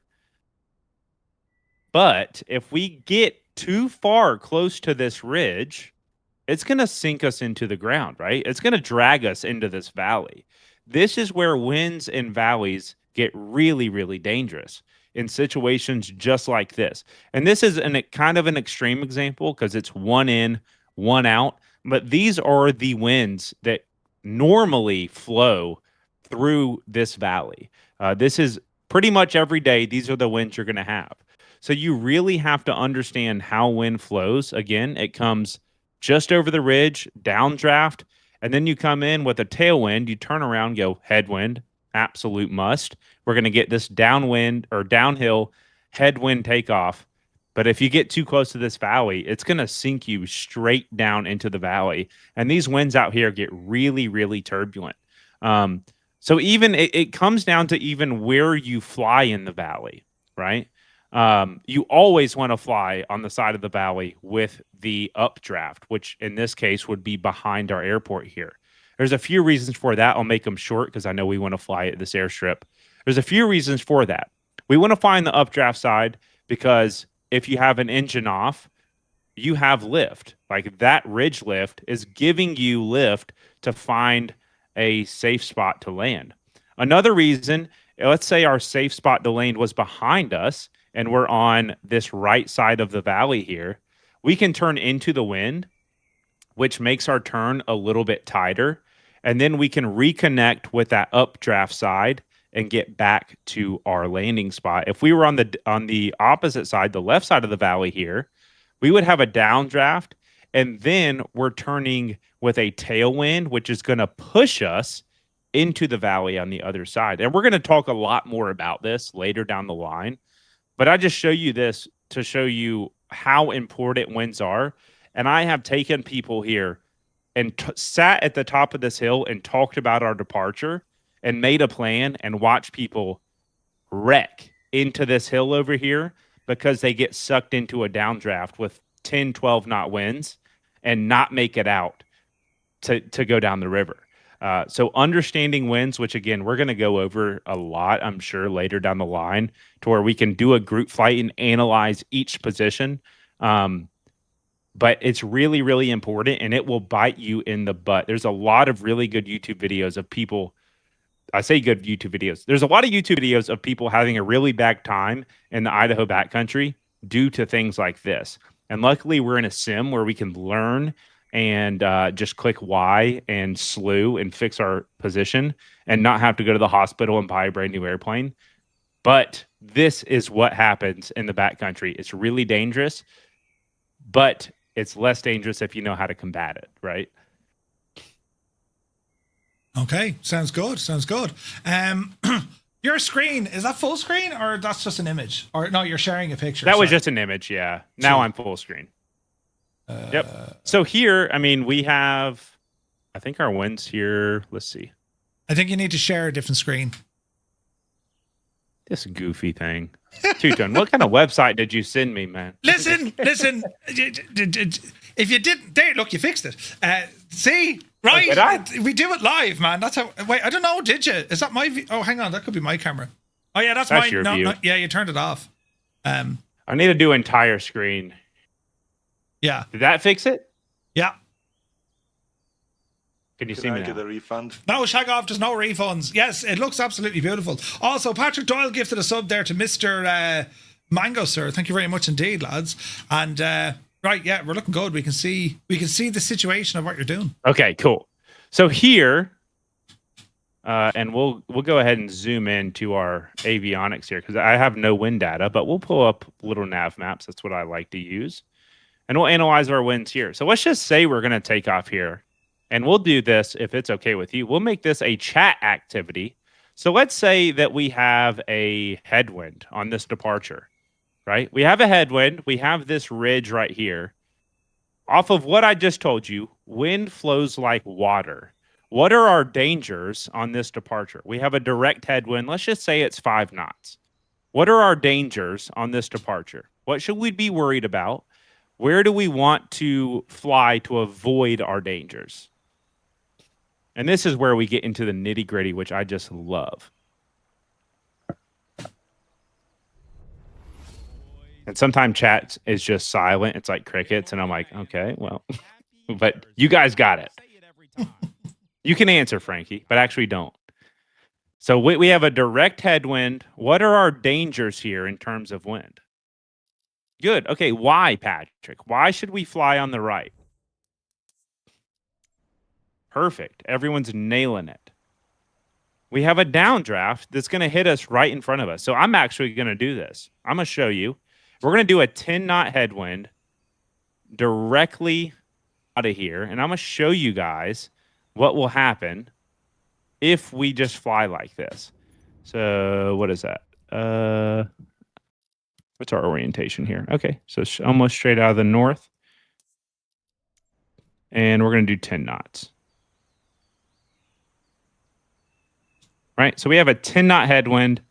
And we're going to fly directly out. And I'm going to head to that ridge. I'm going to head to that ridge so that you guys can actually see it. We'll do our normal takeoff. And we're just flying. No worries whatsoever. We're going to head straight out. And we're just, you know, if we didn't know the winds, we're going to head over to this ridge right here. Now, I can already feel the downdraft.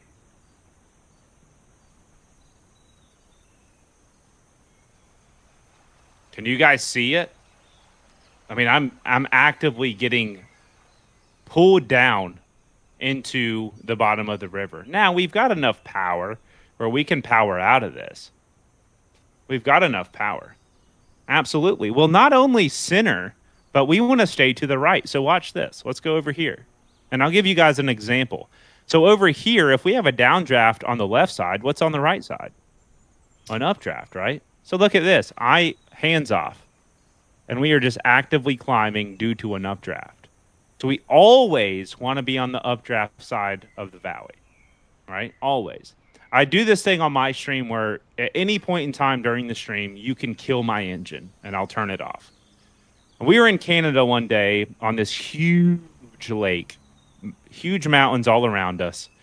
And I climb and climb and climb and climb because I know there's no spot. Sometimes I just get an inkling that someone's about to kill my engine. So I climb and climb, and we got this long flight that we're about to go on. And I'm on the updraft side. And sure enough, I get to about 8,000 feet, probably 5 miles away from my runway, and somebody kills the engine. So what do? I turn around immediately, and I get in the updraft. I floated with no engine all the way back to, I could have flown 2 patterns around my airport that I wanted to land back at, that I took off from. I could have flown 2 patterns because I had so much updraft. I could have flown 2 patterns around it and still successfully landed. So not only is it an active flying technique to ensure safety, but in emergency situations, you want that updraft to be able to save you when something happens, because we're always flying like something is going to happen, right? We need to always fly like there is going to be an emergency. We don't put ourselves in situations to where when an emergency happens, we're not ready for it. We want to be ready at all times. So that happened. I literally could have made 2 patterns around it and been perfectly fine. We landed, started our engine back up, and kept cruising. So let's do this. Now, we're going to come around. We have a headwind coming this way, and we have this ridge right here on our approach. So I want you to think about it. What is this ridge going to give us when we come in for final? What are we going to get off of this ridge? Because our runway butts right up to that ridge. So what can we expect off of that ridge on final? It absolutely is big. Yes, absolutely. Lift? Are you sure? Look at our ridge. What can we expect? We have a left wind right now coming directly from the left. Or sorry, I'm sorry. No, it's coming. It's a headwind. I'm sorry. That's my bad. It's a headwind. So coming off of this ridge, you're right. We would get lift. We'd get an updraft, which we're actively getting. Because our wind is flowing like this, straight down the pipe of our runway and up here. So yeah, we're going to be really high. That's my bad. I discounted. I forgot where the winds are coming from. So yeah, we're just going to get a lot of lift here.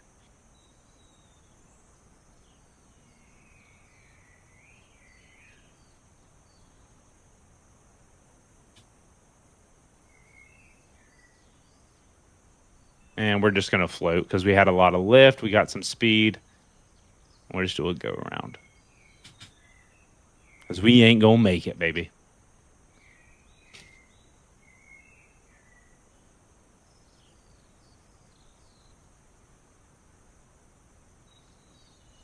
Another thing, too, that we're definitely going to talk about more once we get into some really good backcountry spots is bush flying is really, really it sounds cheesy, but it's really a cowboy style of flying, right? We all learn GA, we all learn patterns, and, pattern altitudes are 1,000 foot above the airport altitude and all of this. That's all fine and dandy, and we try to stick to that in the backcountry.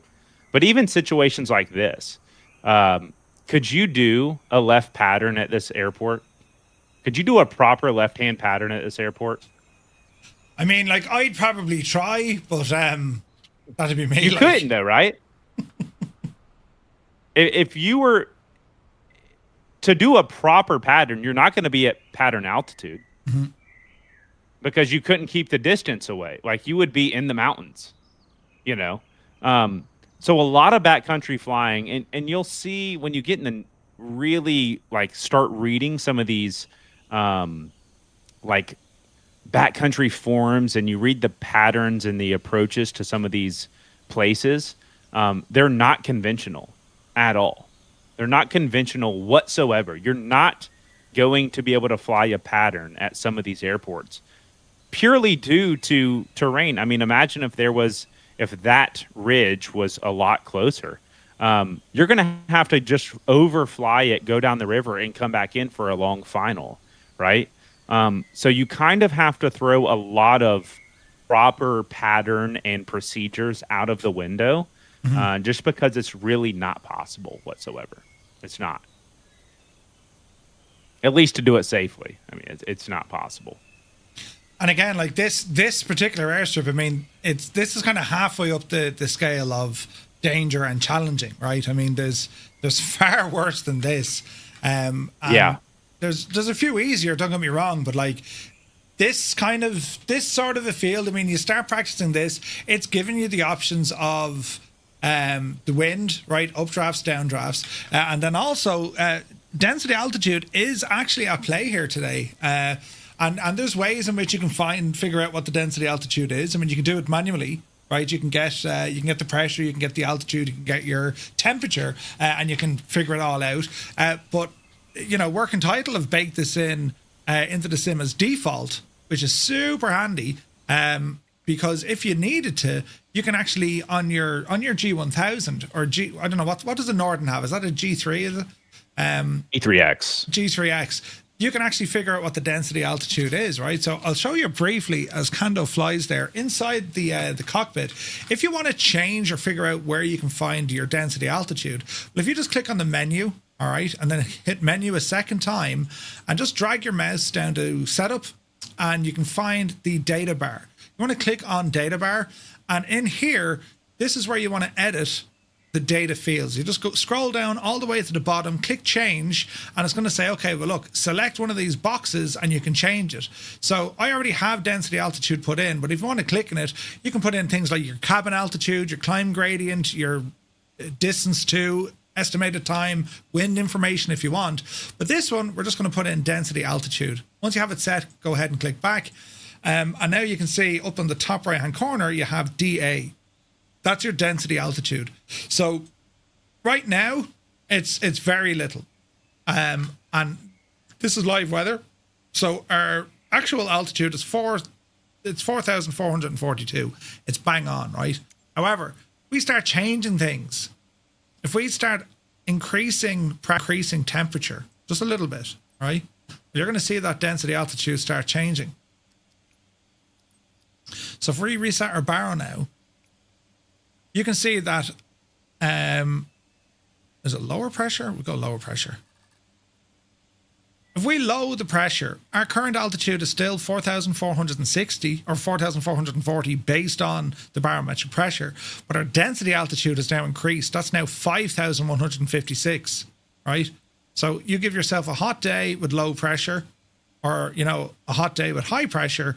That's going to increase your density altitude.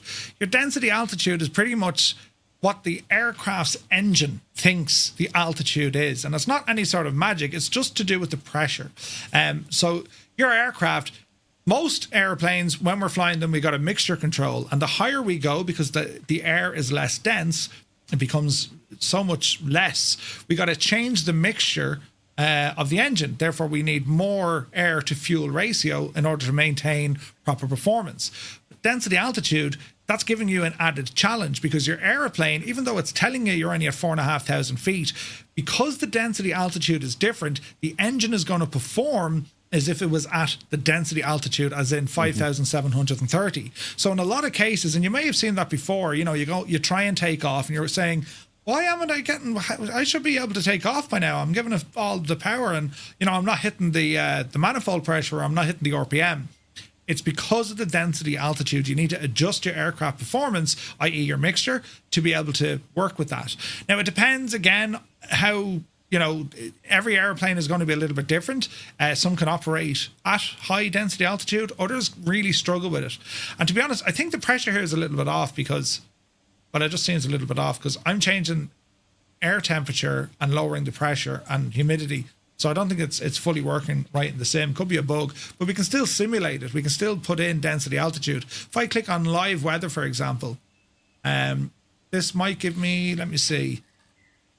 So our base altitude is 4,500 at 2,970 inches of mercury.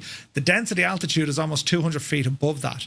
And that's not dramatic. A couple of hundred feet, that's nothing. But if you're getting thousands of feet, that's where the thing will absolutely throw you off. So when you're at these, at any of these remote strips, check your density altitude. And if you don't know how to do it, there's calculators online. Look at it again. I'll give you a link to this. This one is from AOPA. They'll teach you everything you need to know about density altitude, and also there's links there to find little calculators you can put in.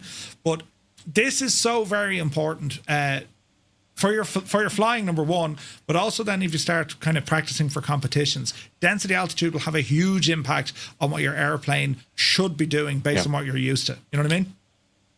The only caveat to that, especially since we're in the Norden today, Rotax has a thing called FADEC, which is all electronic. It's also turbocharged. It will help you in high density altitude or high altitude scenarios. But one thing that it will not help you with, just because your engine is performing close to or maybe spot on what it would be at sea level, the air is still thinner. You're still flying through less dense air, which your airspeed is going to be higher, your stall speed is going to be higher. So even if you have a Rotax, because a Rotax is becoming popular because it will perform better in high density altitude situations. Like a lot better.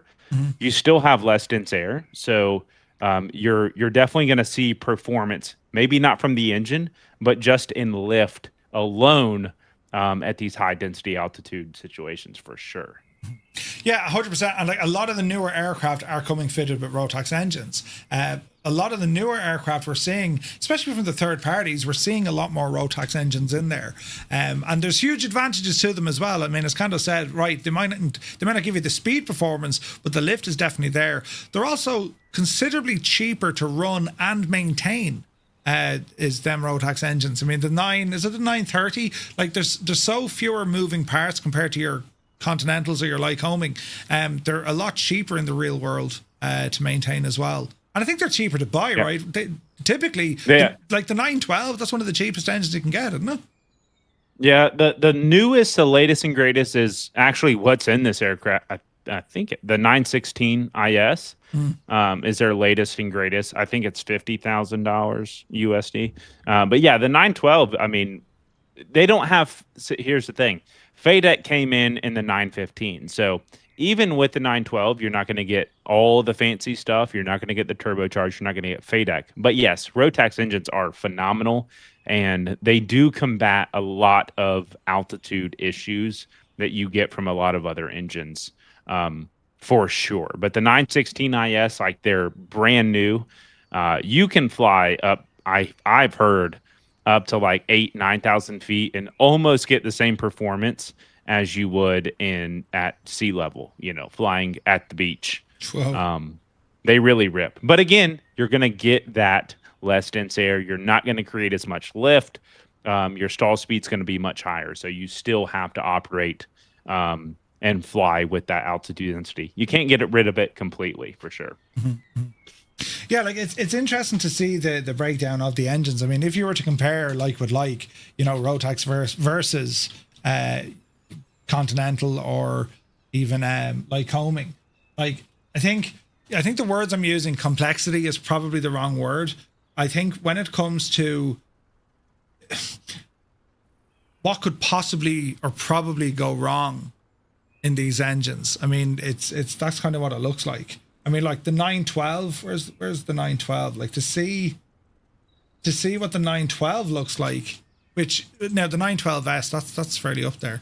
I mean, that's an engine sitting there. Do we not have like a full picture of it? No? I also sent you a message on Discord, just a heads up. Sweet. Where's this now? A 912. Rotax 912. Rotax 912S engine. Let's see here now. There we go. Like, that's it there. Like, it's, you compare these to even where everything is laid out. They look small, they look taller, but they're smaller. They're more condensed. At least they kind of do. Versus, a Continental, The competitor for the 912 would be the O200. Yeah, the Continental O200. That's 100 horse. That would be its competitor, I believe.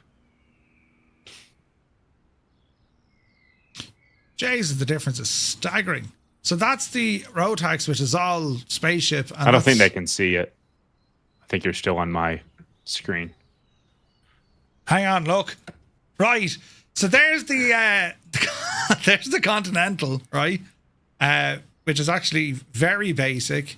And there's your Rotax, not basic at all. Refund. No, shag off, there's no refunds. Listen, I get stuff wrong as well, right? But yeah, okay, so the Rotax is actually far more complex and far more tricky. And far more. But with the Rotax, you can run Mo gas in it, so you can take it to your gas station and fill it up. You can also do a lot of work on the Rotax by yourself, where the Continental is kind of locked down in terms of what you can do with it. So there are pros and cons. I mean, to everything there are pros and cons. The price difference is probably the biggest pro and con. I don't know how much a 912 runs, but I bet it's cheaper than the Continental. Okay, sweet. Right, well, I think we'll kind of use that as our little line in the sand, right? I mean, we've hit 11 o'clock our time. We've taken a bunch of your time, Kando. But I suppose just to kind of go over what we've covered tonight, right? And we'll have more. Like, we'll be coming back to this stuff soon, guys. It's all gearing us up to short takeoff and landing, STOL flying, bush flying, right? That's the whole thing comes to that. Like, tonight we got an overview to what it is, and tonight we've learned real good information from Kando, purely from aircraft handling, and then particularly when it comes to wind, downdrafts, updrafts, where they are around the runway, scouting out the airfields in which we're going to fly. So what I'd say, bit of homework for everyone, practice flying at both locations. We had 42 Bravo, and this one is 2 Uniform 8. These are 2 very different airfields, very, very different challenges. But it's practicing at one and then take what you've learned at one, i.e. 42B, and bring it up to here and see what the difference is going to be. And try it with live weather just to see how you get on. Like as I said, it's with this whole course, it's to give as much information as possible so you're just better equipped and you're more comfortable knowing what to do and when to do it. So Kando, I don't know, man, is there anything... 2 Uniform 8, isn't that this one? Yeah. Is there anything you want to add to that? Or, what would you recommend folks kind of work on for the next few days? I would say the next few days until the next one, just learn your aircraft. I would say pick one aircraft and really learn it. Learn everything about it. Go up to 5,000 feet and fly it really slow. Remember, pitch for airspeed, power for altitude, and get comfortable flying it slow. That's the biggest thing that I see people do, and it's the most dangerous thing that can happen to you in real life is a spin stall scenario on final. You want to be able to fly the aircraft as slow as possible and as comfortable as possible. Again, I can turn the avionics off in almost any aircraft, and I know just from what the aircraft is doing, what my airspeed is, and if I can go slower or if I need to gain some airspeed. So just get really comfortable in your bush plane. I would say throughout this entire series, pick one aircraft and fly it for the series. Get really comfortable. Know that aircraft inside and out, what it's capable of, what it's not capable of, and just to learn it. And that's the best way to kind of advance. I see a lot of people who come in and they like to switch aircraft a lot. You're not going to advance your skills by flying a different aircraft every 30 minutes. You just got to learn one, and then once you learn it in that one, you can apply that one to another aircraft, right? So I say stick to one aircraft, get in that slow flight envelope and push it to its limits and see where it fails and see where it's still stable and where it still flies. And then we'll get from there. And remember, lads, enjoy yourselves, right? It's all about having fun while you're doing this. Yes, there's a lot of theory, there's a lot of, core fundamental stuff to learn, but have some fun with it. And it's funny, right? But what I love to see, I love seeing mistakes. I love to see a wing drop or a rough landing, because it's only when you make the mistake you learn from it, right? So really get yourself out of the comfort zone and just have at it. Have fun with the thing. And it's going to be a lot of fun. But Kando, I can't thank you enough for your time and energy, man. You're an absolute saint and a scholar. And as I said, lads, I'll put a link to Kando's stream there in the chat here on Twitch. And you're on YouTube, and if you're on YouTube, you'll see it there as well.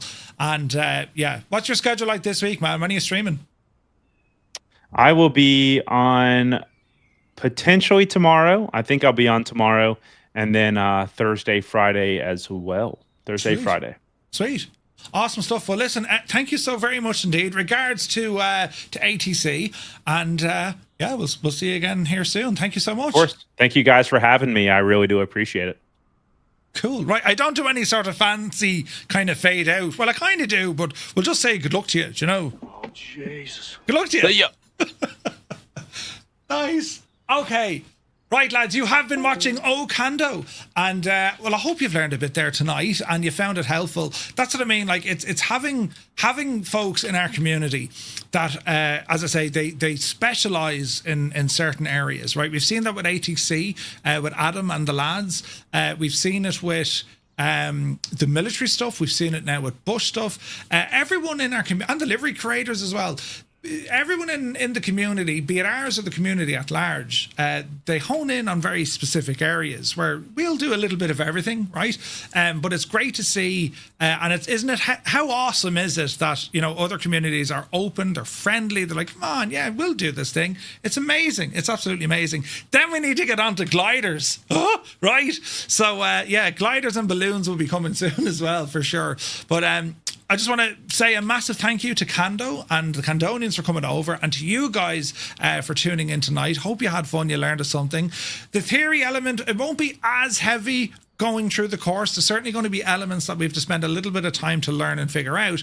But next Monday, there'll be more flying. We're going to come up with a couple of different bus routes, you know, taking off from one location, flying to the next, figuring out what it is we need to learn about, and then start practicing. Okay, we've done a couple of flights, we're comfortable now with the aircraft, we're comfortable with all the theory. Let's shorten our takeoff and our landing, because effectively that is our objective. We need to get you taking off and landing at like a super short distance, and then we know we're getting ready for competitions then. So it's going to be a lot of fun. I would love a balloon guide. I've zero clue what I'm doing, as do all of us. A balloon, you just sit and go, yes, I'm in a balloon. But no, we'll have to look into that for sure. But guys, thank you all so very, very much indeed. I've no stream tomorrow at the moment. If I get back in time and have a bit of time, we'll fire up with something. Just the way this week is falling. We're back to you on Wednesday night with the news. Thursday we have a double stream, and on Friday night we're also going to be launching our new hub out of South Africa. So we've group flights coming up as well. So thank you all so very, very much indeed for the support and everyone tuning in. It's, you know, they're absolutely brilliant. Thank you very, very much, and to Kando as well. Well done, lads. Brilliant. We've started the course. We're one in. It's all behind us now. Now we're going to have nightmares and dreams about the Norden and density altitude and, you know, wind. Only just catching the back end of the stream. London controller. Cheers, Jamie. Hope you're well. Jesus, man, you had a shift today. He had a shift today. But hopefully you guys learned something quite handy. And again, we can continue the discussion. Do be sure to check out our Discord, !Discord. Share all your photos and your experiences of what you've been doing in Flight Sim, or even if you did some real world stuff as well. I'd love to hear about it, and we can chat about it some more over there. So have a lovely evening, and I'll see you all maybe tomorrow, but definitely on Wednesday. So until then, you take care.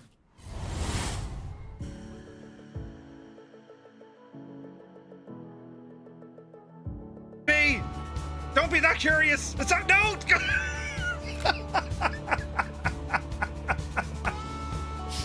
Oh. Did you see what happened to Kane? He just bounced off it. Please, somebody clip just that. Kane Lafford flew into the side at 100 knots. He just literally bounced off it and ended up over here. Someone has to clip that, lads. Kane Lafford came straight in. Few men even consider the possibility of life on other planets. Yet, across the Gulf... Jesus! What was that? I was about to say something and you hit me in the head! Christ! Hang on! I found more of these flamingos! Jesus!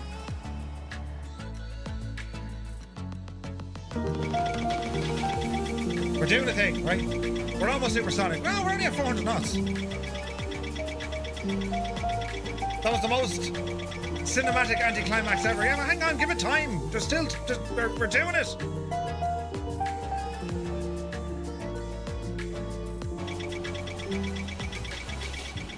You're gonna miss the ground, you big ape. Hang on. Bank angle. Just put it in.